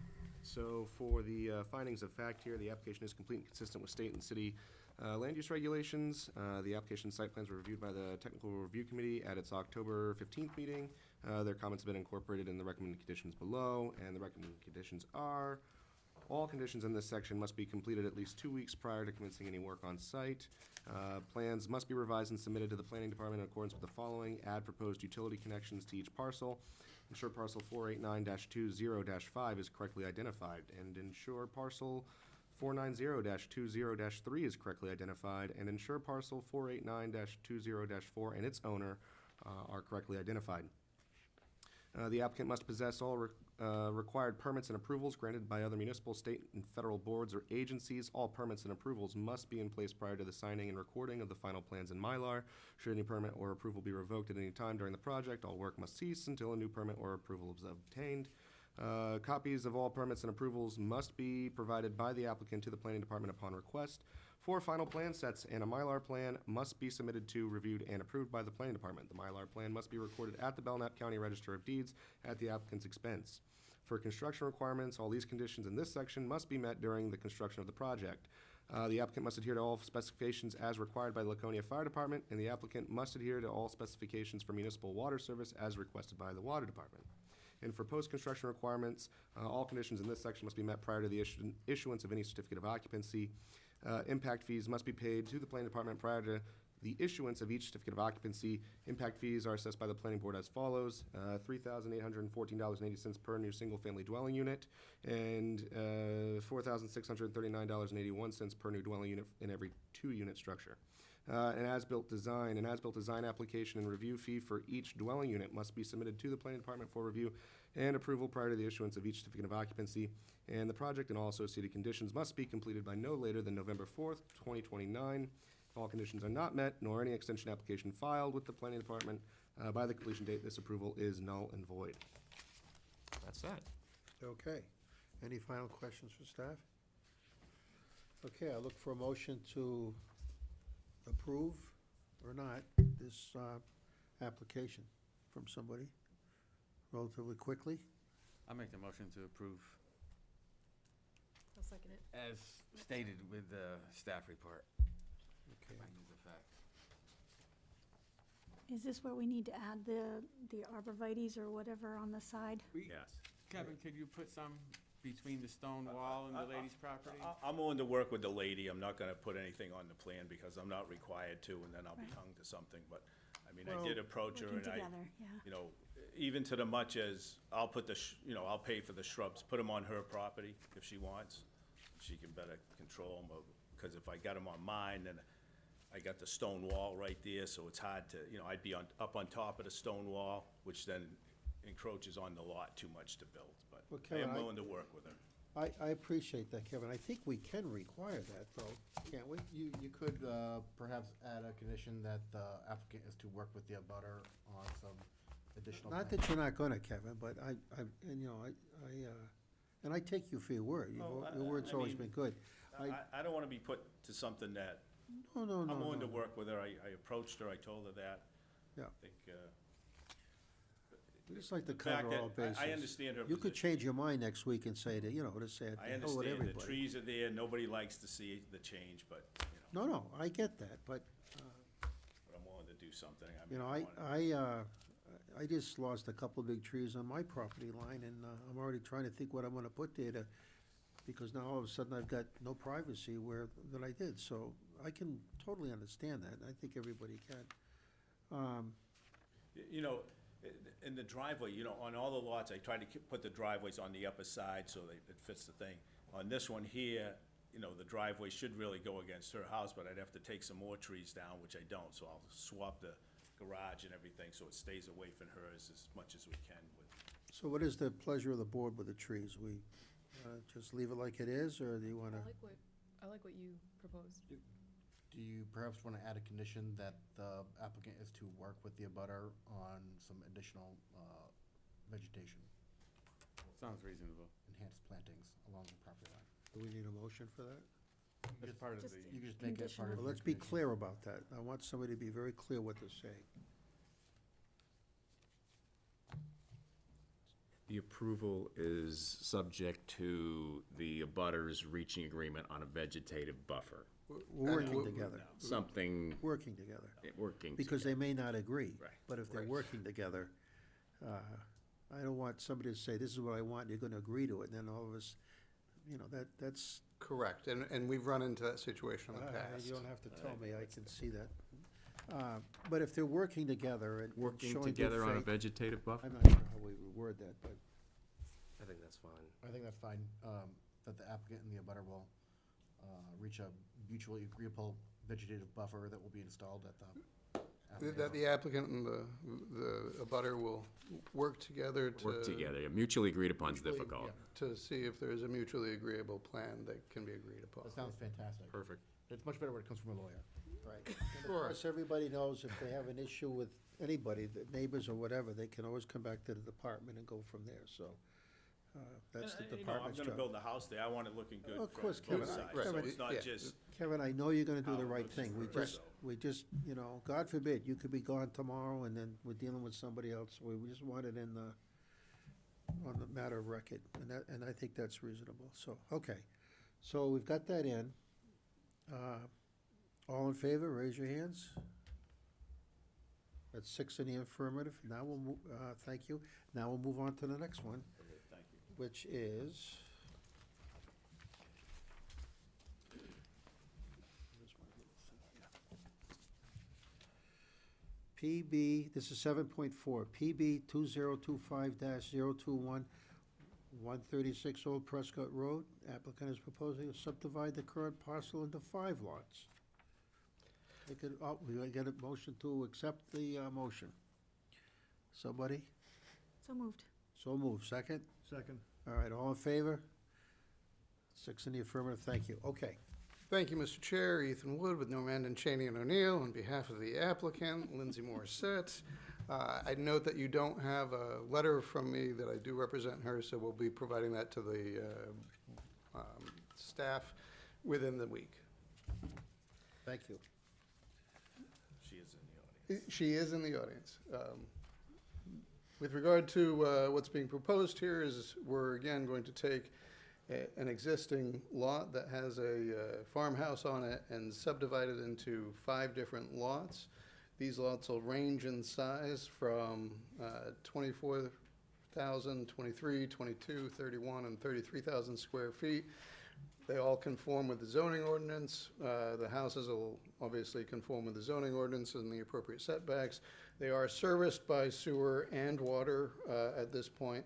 The existing structure will be removed and new structures will be built in its place. And again, we'd note that the plan is to, again, build on the northwestern side of the property, which is closest to Old Prescott Hill Road. And again, these would be single-family houses. Okay, anybody have any questions for And the again, I applicant? guess, the tree line that's shown on that plan, you're gonna maintain that tree line, you're not gonna clear anything? We have cleared a little bit of it back. A little bit of it is gone. Okay, there's still quite a bit of vegetation. There's still a lot of vegetation. Correct. I mean, this, like wood line, this is all, that'll stay like that. There's quite a little grade change between right here. So we went in and logged it off, cleared there wasn't many logs, but we cleared it back. I had somebody do it, because there was a mound right here. I didn't know if it was sand, ledge, or whatever. So we did get into that. We did move some fill around, and we are prepared to build on it as soon as we get the okay from the board.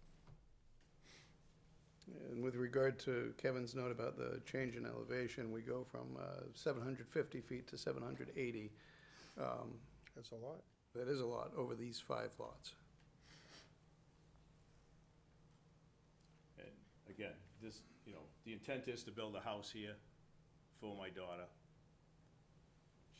She lives in this house She's now. the applicant. But she's the applicant. And once this house is built, she's gonna move into that, and we're gonna tear this down. That's the farmhouse? How old's the farmhouse? It's old. It's old. Don't Here say we that go in front of again. How Charlie. old?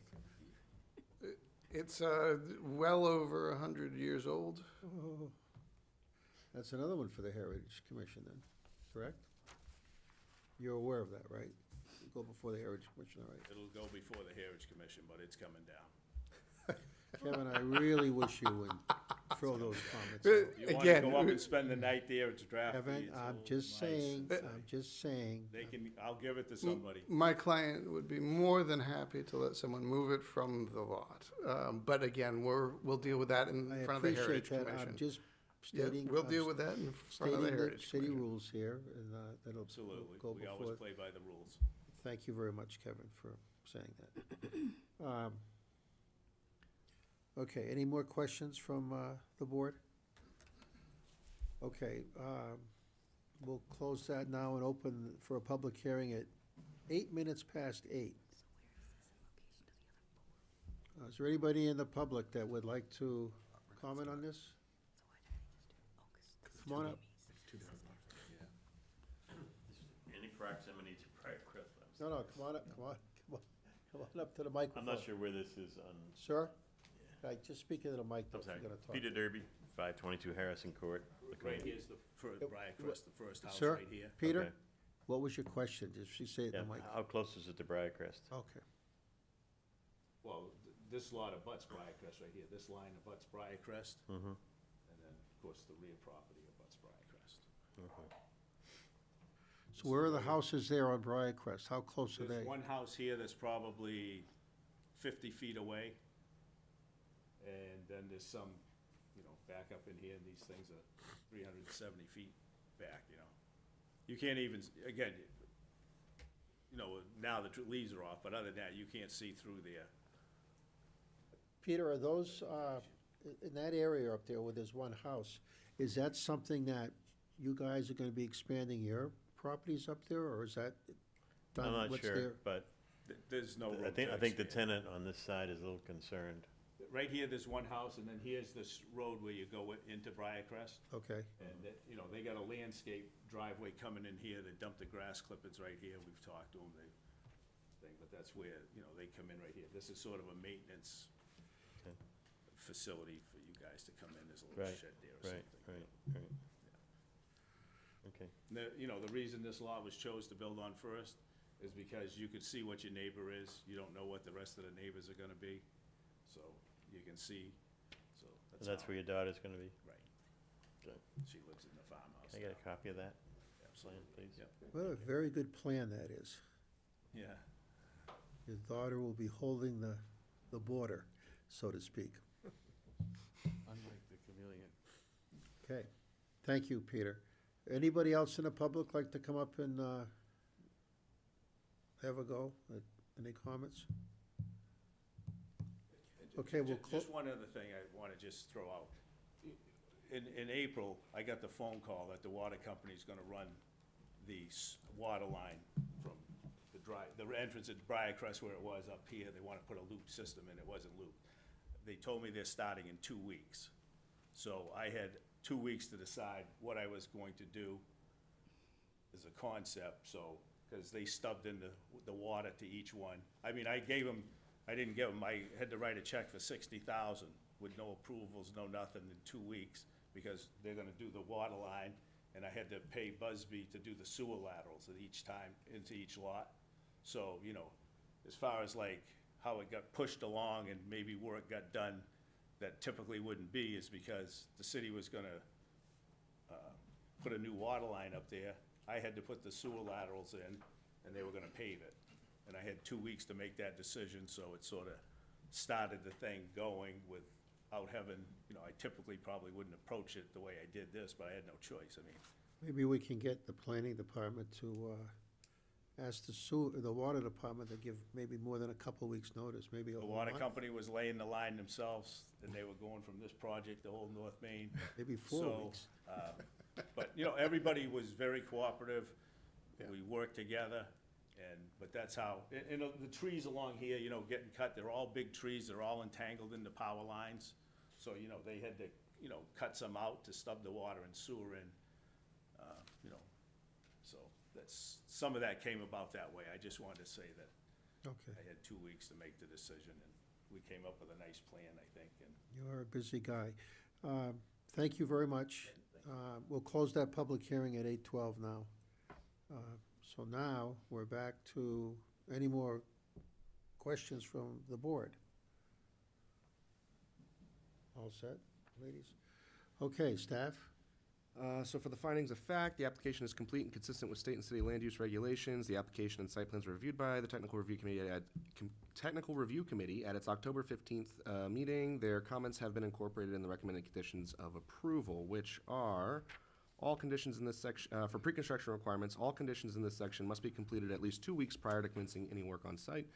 Plans must be revised and submitted to the planning department in accordance with the following. You have to add the proposed utility connections to each parcel. Ensure parcel 490-20-2 is correctly identified. Ensure parcel 490-20-3 is correctly identified. And ensure parcel 489-20-4 and its owner are correctly identified. The applicant must possess all required permits and approvals granted by other municipal, state, and federal boards or agencies. All permits and approvals must be in place prior to the signing and recording of the final plans in Mylar. Should any permit or approval be revoked at any time during the project, all work must cease until a new permit or approval is obtained. Copies of all permits and approvals must be provided to by the applicant to the planning department upon request. And 4 final plan sets and a Mylar must be submitted to, reviewed, and approved by the planning department. The Mylar plan must be recorded at the Belknap County Register of Deeds at the applicant's expense. For construction requirements, all conditions in this section must be met during the construction of the project. The applicant must adhere to all specifications for municipal water service as required by the water department. The applicant must adhere to all specifications as required by the Laconia Fire Department. For post-construction requirements, all conditions in this section must be met prior to the issuance of any certificate of occupancy. Impact fees must be paid to the planning department prior to the issuance of each certificate of occupancy. Impact fees are assessed by the planning board as follows: $3,814.80 per new single-family dwelling unit and $4,639.81 per new dwelling unit in every two-unit structure. An as-built design, application, and review fee for each dwelling unit must be submitted to the planning department for review and approval prior to the issuance of each certificate of occupancy. The project and all associated conditions must be completed by no later than November 4th, 2029. If all conditions are not met, nor any extension application filed with the Laconia Planning Department by the completion date, this approval is null and void. You guys do such a good job. One question, Rob. Should they only have to pay for impact fees since it's already a dwelling? Correct. There's already a single-family dwelling on it, so they only have to pay for 4. Very good. Okay. I'll entertain a motion for approval or not. Move to accept application PB 2025-021 for 136 Old Prescott Hill Road with the conditions of approval presented in the staff report. Just to clarify, that was motion to approve. Motion to approve. Thank you. If I didn't know better, I'd think you've been doing this all your life. Is there a second for this? Thank you, Amy. Thank you. Any further discussion? All in favor, raise your hands. That's 6 in the affirmative. Thank you very much. Thank you very much, Mr. Chair, members of the board. Are we done? I don't know. Anyone else? Thank you very much. Kevin, nice to see you. Thank you. Thank you very much. Good luck, everybody. All right. We now go to 7V.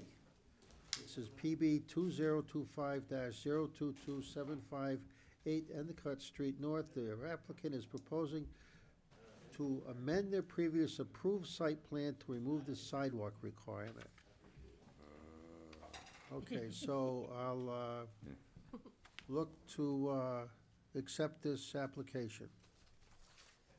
Look for a motion to accept. I'll make that motion.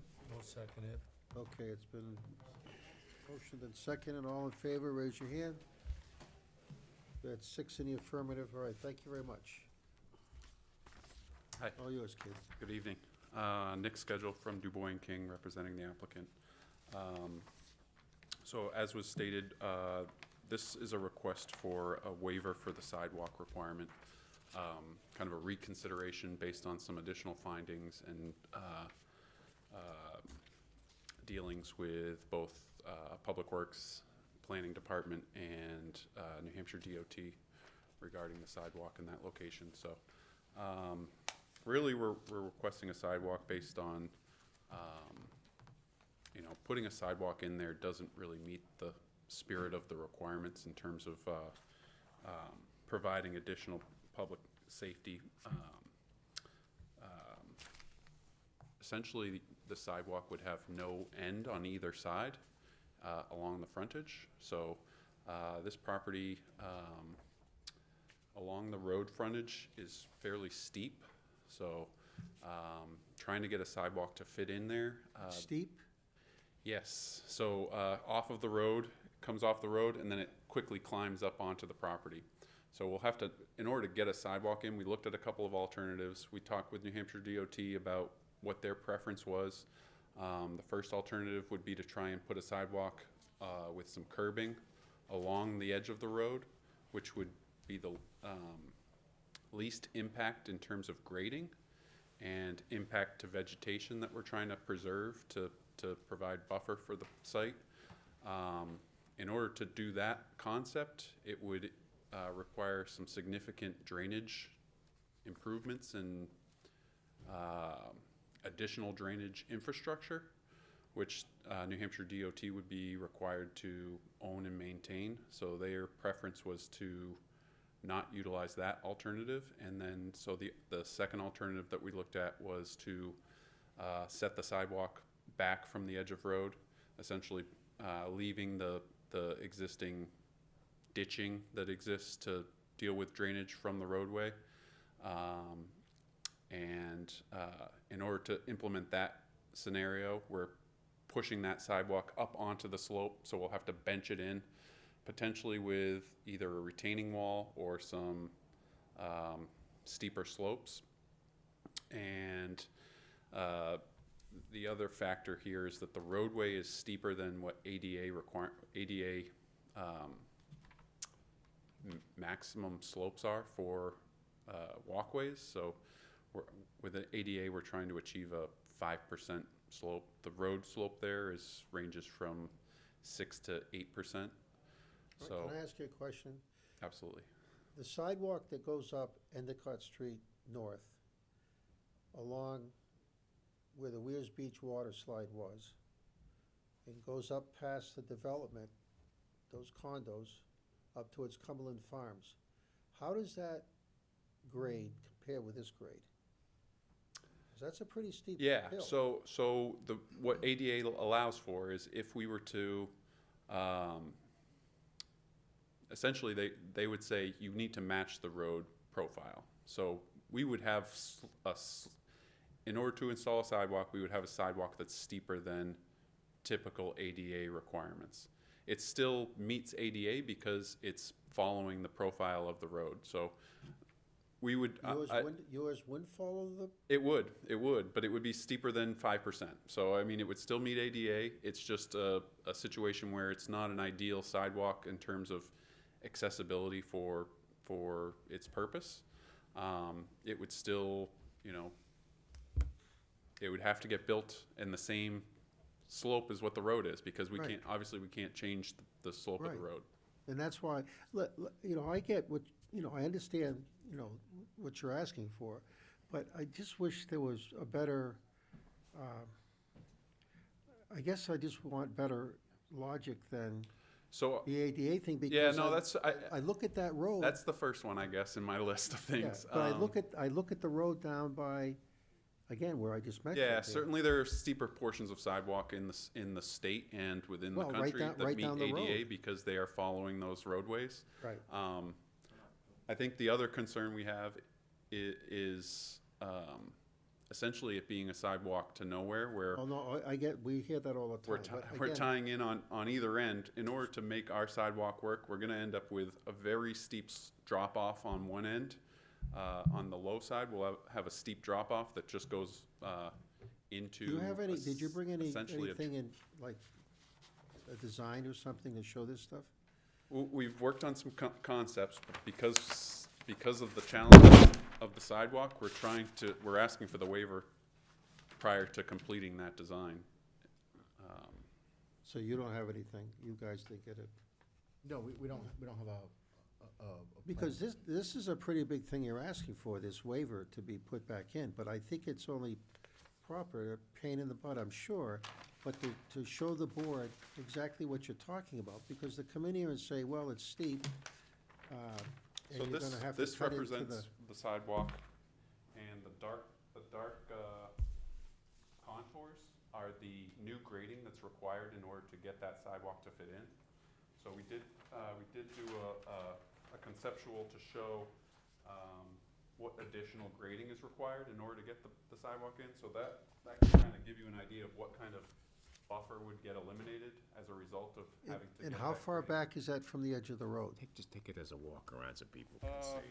That's a little tough to see from the. How far back is that from the edge of the road? It's about 10 feet.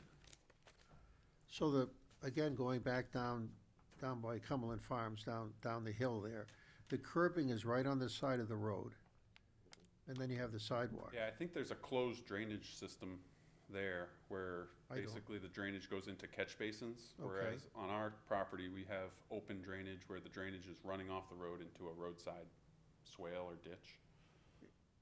And so DOT would be responsible for fixing that? Is that what you said So earlier? DOT would be responsible for any drainage infrastructure Okay. that's part of the right-of-way. All right, so I can see why they wouldn't be liking to do this. So Okay. when talking with DOT, in terms of what they said about the sidewalk was, the city is gonna be responsible for maintaining that sidewalk, so Sure. they're looking for a maintenance agreement with the city Sure. in order to basically implement that sidewalk. No, just like they maintain the sidewalks up, again, going back down. Okay, I just want to be clear about, the logic here, that's all. Go ahead. I just got a question. You seem, the concern is with the ADA requirements. Is the whole campground ADA compliant? all your slopes in there? The slopes are basically, meet the driveway requirement. There aren't really sidewalks within the development itself, so. Yeah, I'm not, How many units are in there? I'm not sure that matters, but on that, but go ahead. Even 100? Yeah. So is there plannings to put more vegetation along there now that you've cleared? Because there's not much left there for vegetation at all. Yeah, the plan is to plant that slope with, vegetation. Okay. But if we push that sidewalk back, we're gonna lose it. Unless you put vegetation up where the tree line is now. Yeah, I mean, the idea is, I mean, essentially, we want to keep as much vegetation as we can that's mature and there now. Any new grading is gonna require replanting.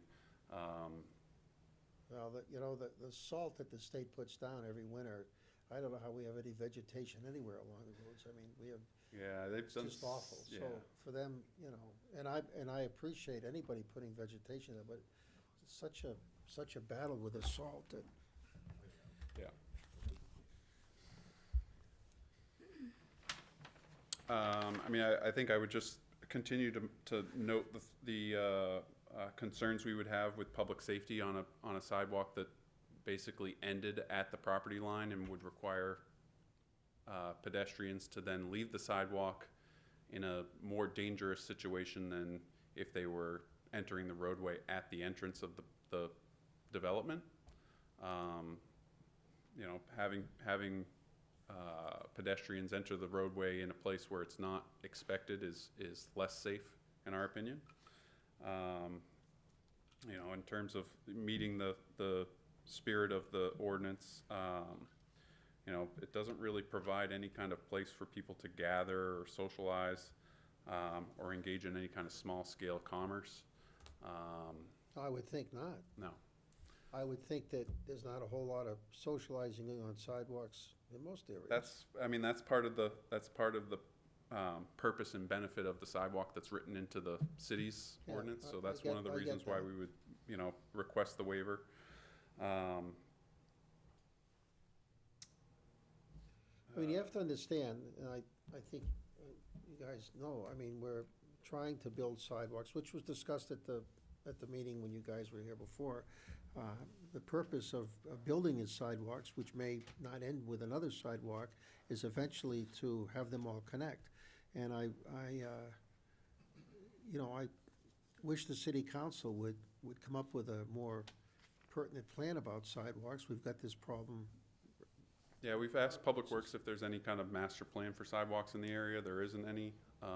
That's being worked so on, that but that has becomes- nothing to do with you guys. Yeah, but- I mean, that becomes a challenge from a design, like, another reason for delaying the design is not knowing exactly how to connect this thing to future sidewalks. So if we build our sidewalk in a spot, we may cause issues for future sidewalks I'm sure they'll work it down. out. Yeah, I'm sure but they'll it may work not, it may not put those sidewalks in the best possible place. If someone else is developing an adjacent lot that allows the sidewalk that puts the sidewalk in a different alignment, that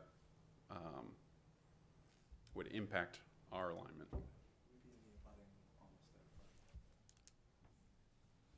I have a question for Rob, or Tyler maybe. With possible development coming down back toward the weirs from there, that would be another incentive where the next lot down could be putting a sidewalk in, which would just increase our sidewalk going. They would have to. Unless there was a waiver granted. And you've got, the only property there right now that could be potentially developed, that butts these gentlemen is where there's a store right there, and then you've got the whatever it is, and then the boat place, that corner right there on Roller Coaster Road. A lot of those adjacent properties are being developed as boat storage that probably are not going to lend themselves to connecting to sidewalks. And I just would like to point out that oftentimes that we run into a situation such as this, where there's no standard for the sidewalk in a certain area. It's like a free-for-all, I should say, of what standard they're building a sidewalk to and what the design is going to be. I'll point out Summit Ave and Governor's Crossing. as prime examples of, we required them to put in a sidewalk, and there was no plan or no master sidewalk plan to go in for sidewalks there.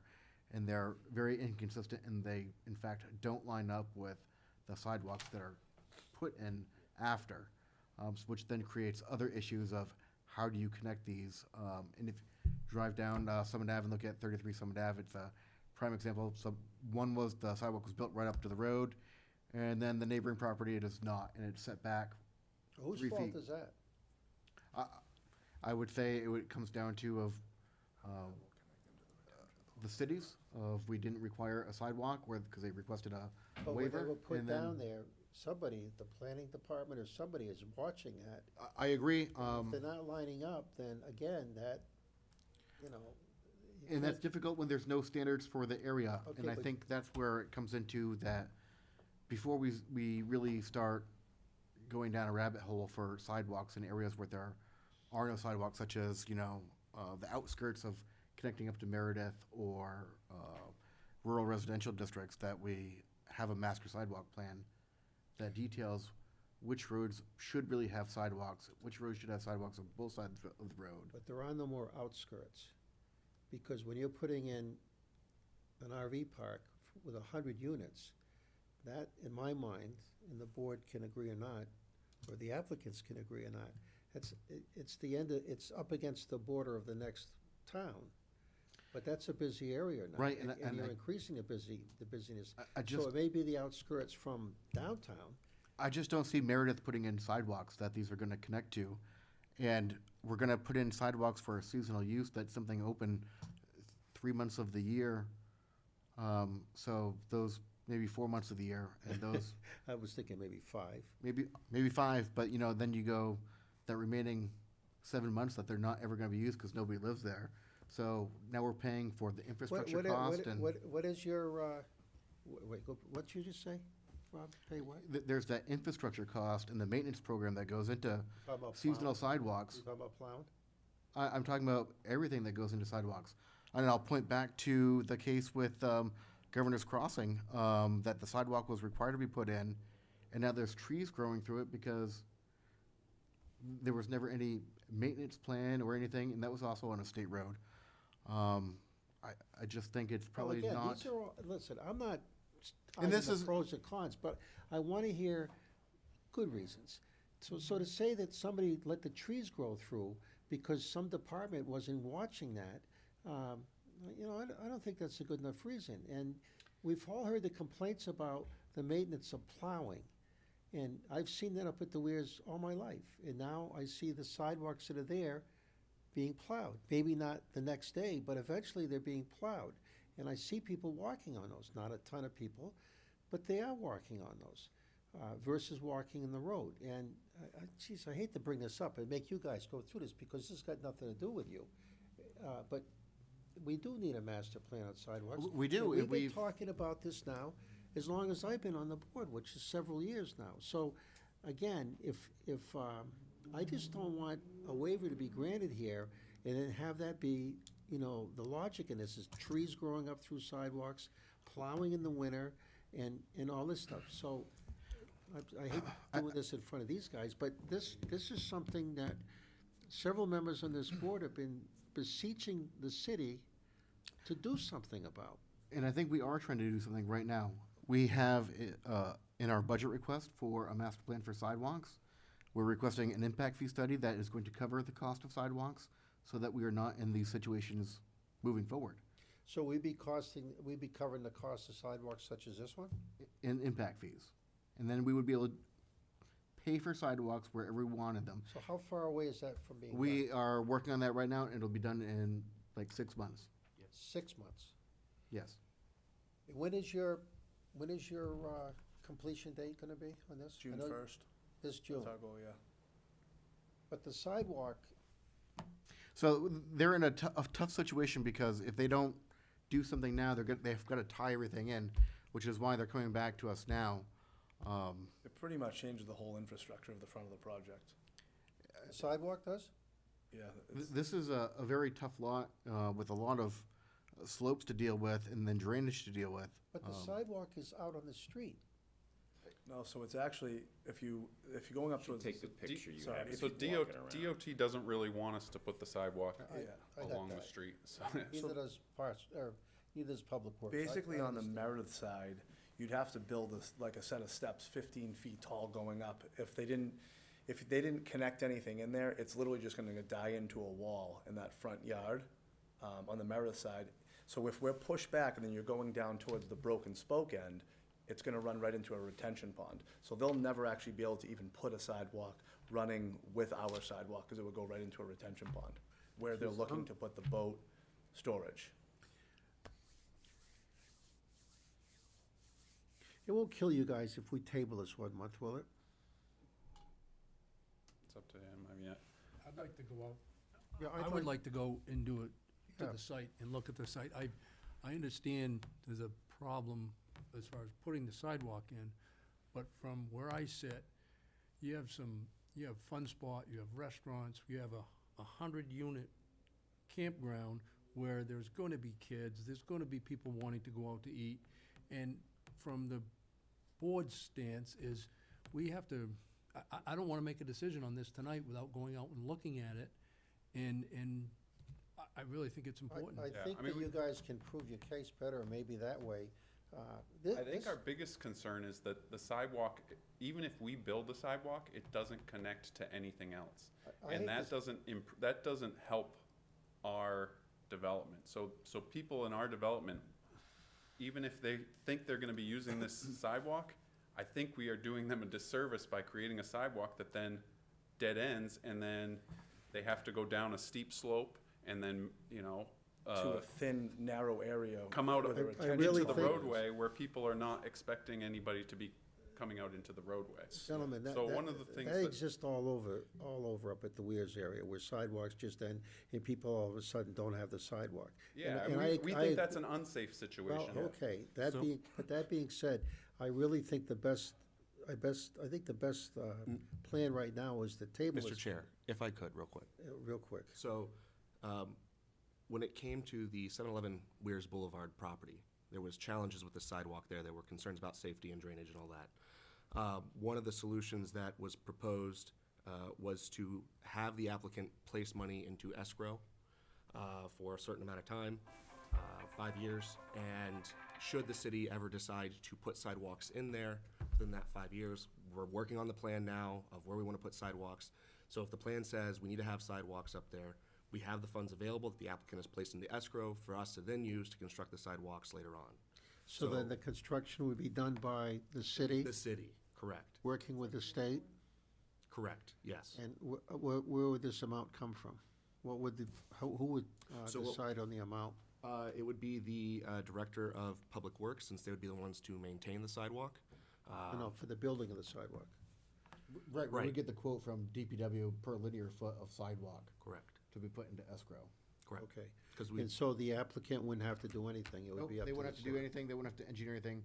We did the same thing with 7-Eleven Weirs Boulevard. It was a flat rate of so much per square foot as quoted by the Department of Public Works. Yep. Okay, is that something you guys can live with? Yes. You can. Yeah, I mean, I guess So it the- would relieve you of all responsibilities of building the sidewalk, engineering it, I guess would be the most thing. Yeah, I mean, Expense. But the amount would be determined by Public Works as to what that amount would be. You would still pay that and would go into escrow. Yeah, I guess the question would be whether an escrow is necessary if you have it as a condition where it's a site plan that can be enforced with a condition as well as to the same degree that an escrow could be used to. I don't We were know. just Do putting the the work, option but- out there, Yeah. if that worked better for But if it's for you, if it's an escrow, then have the money. then we have the money and the city can do it, and if we don't do it within a certain time frame. And how long would the applicant have to put that money in escrow through you? Before they get a CO for any of the sites. And that would be before June or Yep. by June? It would be by June. Why don't we see what the amount is and then, Yeah, and the other question would be DOT and what they're gonna, part of what DOT is telling us is that they're holding on giving us the driveway permit until we give them the sidewalk, because the Well, sidewalk was a or no condition. sidewalk. They would work- Or some statement from the They city would work that with they. the city. The city would contact DOT and work that out. Okay. Well, I think that's the issue is So, we wouldn't have an answer for sidewalk to give back to DOT. But the fact that you're gonna be, you could say, look, if the, I shouldn't say this because it's not my job, but I would think that, the city would, you know, through TPW would say, this is probably what we're gonna do. I mean, the state works probably with, the continue state to works with the city all the on time on something this like stuff. Rob, the state works with the city all the time on They do. different things. So I'm sure we can work something out if you want to continue it. If the Well, do we applicant- need to continue it, or do we want to agree to the escrow thing? Well, you, What is the, well, cost-wise would be nice to know, obviously. I- Until- That's kind of just a throwing it up in the air. you know. cost-wise is what? I'm sorry. How much the escrow might be. I Yeah. guess. Well, that's something, so maybe we should continue it then. so Why don't we do that? we can continue it and then get a cost and then Yeah. we can do that. All right, that, are Yeah, I you, mean, there were some other points, I guess I don't know if I should read through my points on the sidewalks and the benefits of sidewalks and I why don't these, think, I this don't think you need situation to. is. I really don't think you need to. Okay. Not that I don't like seeing you guys No, stand it's here. fine, but- I can go home and watch my. I just wanted to, I was hoping to keep next month very clear off the agenda, but. Say that again? I was hoping to keep next month's agenda very light. Well, this is gonna be light because we'll have an answer, and, you know, you'll have the amount hopefully by then, if everybody can work with that. Okay. It's not the night before Christmas, you know. Well, it could be. I hope not. God. Okay, is That that, retention pond- okay, so I'll look for a motion to continue this. One question? Yeah, go ahead. That retention pond, is that not on your property? No, That's the it's not. adjacent property to the south? Correct. Okay, and before we vote on this, again, I'm sure, I plan to go up and look, we can, if any of the members want to go up there, we can't go up there as a group because that Then it would be constitutes a meeting. It does. So I think that if you wanted to go out and take a look, it would be One or with two permission people. from the Yeah. applicant. And probably after noon time, because they blast around noon every day. What's that? They blast around noon every day, so probably after noon time would be the best. Yeah. That could be fun too. Okay, We like some bang. so I'll look for a motion to continue this. I make a motion. Okay, second it. Any more discussion? All in favor? Okay, 6 in the affirmative. All right, thank you for your patience, All right, gentlemen. yeah, Thank no you. problem, thank you. Get this sorted out here, one way or the other. Okay, so next up, we have, so I keep moving my stuff around here. It's everything. You got an agenda right there. Monthly report from the planning department. Okay, that's a big one. Now we have the monthly report. Rob, go ahead, please. All right. So this last week, we went to our NHMA conference, and we talked a lot about housing in the state and the needs of housing in the state. This last city council meeting, we had the first meeting for our amendment to the zoning ordinance for the duration of permits. And over the last few weeks, we've had several meetings with the state school developer, as we're talking about infrastructure and requirements. So we're very excited about that. They've been very amenable so far to all of our requests. We have additionally reached out to Lakes Region Plan Commission on some assistance on rewriting our site plan and subdivision regulations. So we're waiting for some quotes back from that. We did not have any admin reviews this month, which was kind of odd. We are working with the 3 TIFs on setting up a joint TIF meeting in December. We have had interest in the Master Plan Steering Committee. Former Planning Board Chairman Gary Dion would like to be appointed to the Master Plan Steering Committee. And then Councilor Hoffman has also expressed interest in being on that committee. So when the board is ready, we have a few people that we could appoint to the Master Plan Steering Did I Committee. see Counselor Hoffman back there? He was here. He's been here the last couple meetings. And he just snuck out. Yeah. Heard his name mentioned. But yeah, he's been very interested in what we're doing. Zoning board has had quite a few applications this last month. And also, we have our first meeting with our impact fee contractor on the 20th of this month at 2 p.m. It's gonna take about 6 months to do the new impact fee study. So what's that, 6 months from here? So maybe by May, we'll be presenting the new study back to the planning board. We are looking to present our updated fee schedule. I did have December, but we might push that to January, but expect that in the next month or so. We're still working on updating our site plan and subdivision regulations and ordinances for unaccepted and private streets in our street acceptance process. So we've been working with DPW on that, and Tyler's really been doing a lot of research in the state law of what we're allowed and not allowed to do. And this last city council meeting, they re-looked at the Housing Champion Program. And they also had a presentation from BEA, Business and Economic Affairs Department from the state. City council seemed more amenable to the program. Mostly when they found out we're gonna be getting a few $1 million from grants if we were to become one to pay for infrastructure improvements. So I have attached all of the Housing Champion proposed ordinance changes and scoring criteria and matrices. If anybody would like to take a look at those. Kind of as we described it to City Council and BEA also described it. It's like it's very a la carte. So you don't have to meet all of their requirements, but you have to meet, if you meet so many of them, then you can get your designation and then you can, you're eligible for the grant money and for money per unit for each unit of workforce housing. Those are the ones you got etched out in yellow? Yep. And there's some things in there that, as a city, we've not updated our zoning ordinance in quite a few years. Funny enough, we're ranked all the way towards the bottom of oldest zoning ordinances in the state. And there's been a lot of changes in state law, especially looking at workforce housing and manufactured housing. By law, you really have to permit some of these things, and we don't even mention them in our zoning ordinance. So it's probably worth updating to at least cover ourselves and protect ourselves in the future. But I have all of that in there in the packet with the RSAs that correspond to those for your reading pleasure.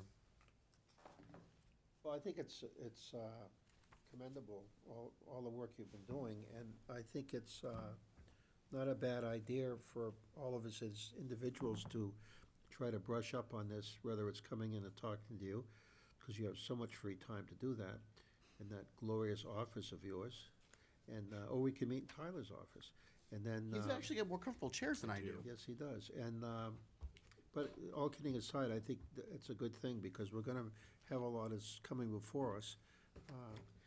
I agree, and I think that, you know, maybe not with the state school, but I think once the state school comes in and they get approved for their master plan, I think that's gonna spur a lot of other development and other people coming in. So we probably wanna be ready for some of those things, and making some of these changes would probably be beneficial to us.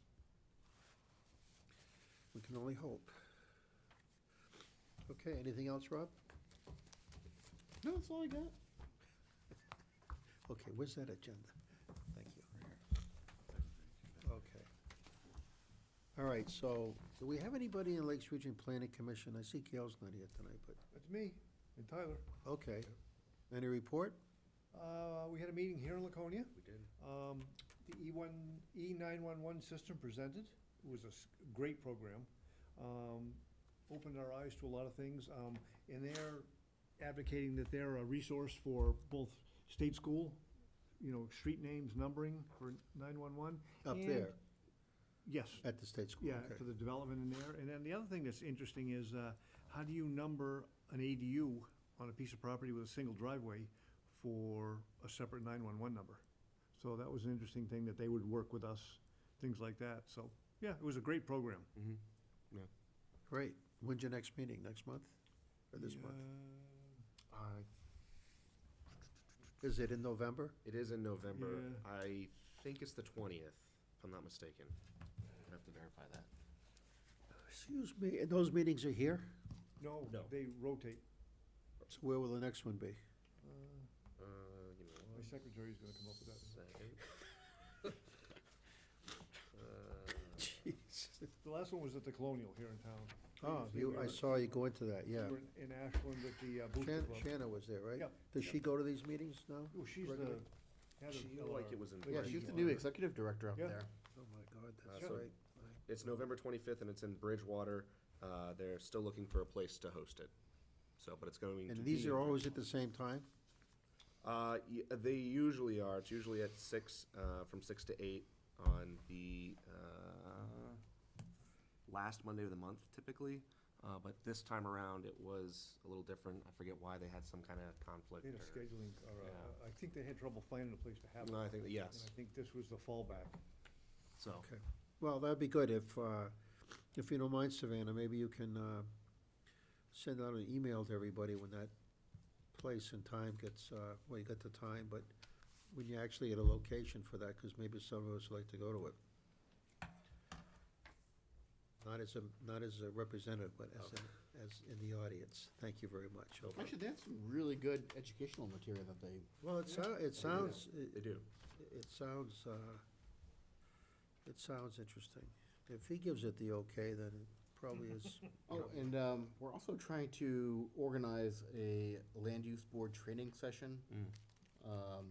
That's part of the Housing Champion Program requirement. It's also really good practice in general of, you know, what should we be doing, what are we not doing as a board, and, you know, it's a whole bunch of attorneys saying, you know, we should do this and should do that, so it'll be fun. But we're looking on setting that up with NHMA right now, so. What's wrong with that phone over there? You're supposed to shut that thing off. Looks like people saying they want me to vote for someone. Sorry. Okay, Conservation Commission, isn't Gail on that? Gail is on that. And she's not here tonight, is. so we'll have no report on that, okay. The Historical District Overlay, we're gonna have to have a meeting pretty quick here to work on that, so we Yep. have nothing new on that. Other business? Any other business? Can we talk about sidewalks more? You wanna talk about sidewalks more? No. Sure. 6 months ago, when these guys proposed their development up there, you know, we had a discussion. There's 100 units. People are gonna be walking to the Tamarack, Fun Spot. There's gonna be traffic. It's a high-traffic road. Mini golf, all that. There's gonna be pedestrian traffic. It's a difficult place to build a sidewalk. Too bad. Don't develop it if you can't make a sidewalk. If you can develop 100 lots, you can develop a sidewalk. And sure, it's expensive, and it leads to nowhere, and Wes is gonna have to maintain it. Needs somewhere But eventually. someday, someone will get killed there, and you'll say, well, we should have had a sidewalk. It's the same as Lake Avenue coming through Weirs Beach. I just wanna, you know, we probably shouldn't, if we can talk about sidewalks, that's good, but don't think we should be talking about an individual, application that is before the board. That We we've- shouldn't or that we've- should? That we've already tabled, should not. Should not. Legally, we Well, will I get think ourselves we in trouble. shouldn't, we don't need to talk about the individual applicant, but Mike's right, though, I mean, and I thought we pretty much covered it, and, but this is a topic that has been going on for a long time, and if any of us drive on Weirs Boulevard at any time of the day, especially at night, you can see the hazards by not having sidewalks, and it's just, we've had, same words I've said before, it's just a matter of luck that we haven't had multiple accidents or fatalities up there. And I really think it's just been luck, because I see so many I almost hit, what am I talking about? I almost hit a jogger. The sun was in my eyes, I was coming south going towards Laconia, and as the sun hit my eyes, I put my head down a little bit just to get it out, and then when I looked back up, there was a jogger, my van was over a little bit, and the jogger was right there, and I went like that. And I was like, that really freaked me out. But again, there was no sidewalks in that area. So it's just, now, rather joggers stay on sidewalks, they don't always, but they should. But at least if there's a sidewalk there, there's an option. And it doesn't matter about the jogger. I mean, there's just all kinds of people walking everywhere up at the weirs, even on those Can steep we hills. approve substandard sidewalks? Can't a gravel path substitute? We have substandard sidewalks. Governor's Crossing. But it That's sounds like substandard. you want, like, it's not you, but it sounds like they're in the process of getting something so it's all uniform, right? Like, is that? Right, we're trying to work with DPW right now on getting specific cuts of types of sidewalks and details for each district that we have so that there's a consistent standard across the board. And because we want that incorporated into our master plan, so that we can be referencing everything, how we want it, so we're uniform across the entire city, is what we're really looking for. Yeah, and I that's don't- not what we have right now, and I just, my big fear is that 10 years from now, we're still talking about this. And I agree about the substandard because, you know, there are some areas where that's all that would be needed. But I'm not sure that on Route 3 is an area that you wouldn't want to curb or something to give a little more protection to the driver who doesn't want to be involved in such a tragic thing and the pedestrian. I mean, it's a winning situation for both parties. And I get it. I get it. It's expensive.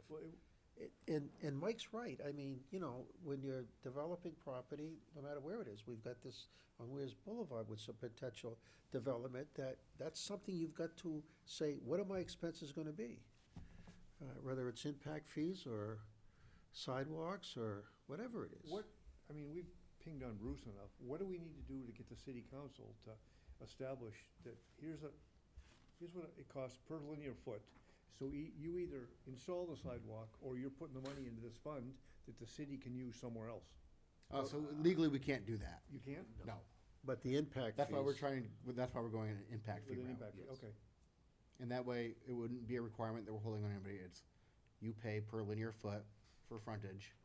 Because, I mean, the crazy, you mentioned the one on Summit. I walk that every day. It's the same developer, the same owner. Yep. So he played games with the sidewalk, because have you been through there lately? Yep. The first one says remove.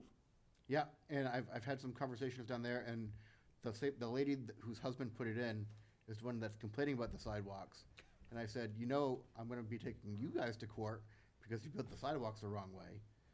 And she's like, what? What do you mean? I'm like, yeah, I'm taking the developer to court to fix the sidewalks. And- Where's Summit Ave? I know, but I can't place it. Road to the bridge at Governor's. Yep. Yeah, so if you have time, take a ride down there. I ride It's out the it's Governor's worth Island a- so many it's times. worth a- It's a look. hopscotch. But, so Governor's Crossing, that's marked with a dig safe, and they're gonna dig that up, because they're gonna tap the water line there, and I bet, I'll put money on it that they don't replace the sidewalk. They're just gonna gravel it. Well, I think DPW did a great presentation, what was it, last city council or city council before, on their 10-year plan for Yeah. roads. And in that, they also included roads with sidewalks, without sidewalks, the costs to build them, to maintain them, repair them. Having sidewalks does dramatically increase the cost to build and maintain the roadway, because the sidewalks are part of the road. Now, I'm with you, I would love to see sidewalks down Weirs Boulevard. But maybe But- a substandard one will work there. In an area like that where you've only got the residents there and it's not a But the city major has also thoroughfare. held obligations with the ADA, American with Disabilities. We can't just build substandard sidewalks, and not to mention the fact that the city is responsible for maintaining the sidewalks. Well, if there's no So- sidewalk, what does that do to ADA? I mean, you know. Well, if there's no sidewalk, then we're not being held to ADA standards, because there's no That's right. sidewalk there. So. But right now, we're trying to develop a master plan, if we can get money, and we're trying to get a transportation chapter, which will outline sidewalks. And that would solve this Sounds whole like we've got. situation. It sounds like rather, no matter who the applicant is, it sounds like we have a plan now with taking the money, putting it in an escrow and. I think we have a viable plan, and I think we have a path forward. It's just, we have these other pieces we have to fit in before we can propose anything to you. Propose. Amending the subdivision and site plan regulations. Okay. And adopting a master plan that has a transportation chapter, and then completing the impact fee study. So we have all these pieces that we need to finish before we can finalize something to bring to you that will fix this. All right, and I want to thank everybody, we're not, on the impact fees, it's a tough question, but we know the pluses and minuses of impact fees, and so, And I think I with thank you all for working the on that impact fee tonight. study, once we have this new study done, we can probably look at amending our ordinance to have some clear guidance in there, unlike what we have now of up to. Yeah, So, because that's a big open door. that's not an issue that's just come up tonight. We've seen that how many times before? So, A lot. a lot. So hopefully with that new study, we can nip that in the bud. Okay, did you take your agenda away already? Throw it out? You got it? You took it. I took it? That Oh, was it's the right last here in thing, front of other me, than sorry. adjournment. Okay, so that was another business. Before we adjourn, I want to remind everybody it's election day tomorrow, so please vote. And I'm assuming everybody in this room is going to vote tomorrow, right? Right, good. Working the polls. Yeah, good, and I look out to our vast audience out there and say the same thing. Remember to vote tomorrow and get your friends out to vote. And that's it. I'll take a motion to adjourn. Motion to adjourn? Okay, seconded? Motion seconds everything. All right. All in favor? Bingo. All right. Thank you all very much. Can we just leave these here?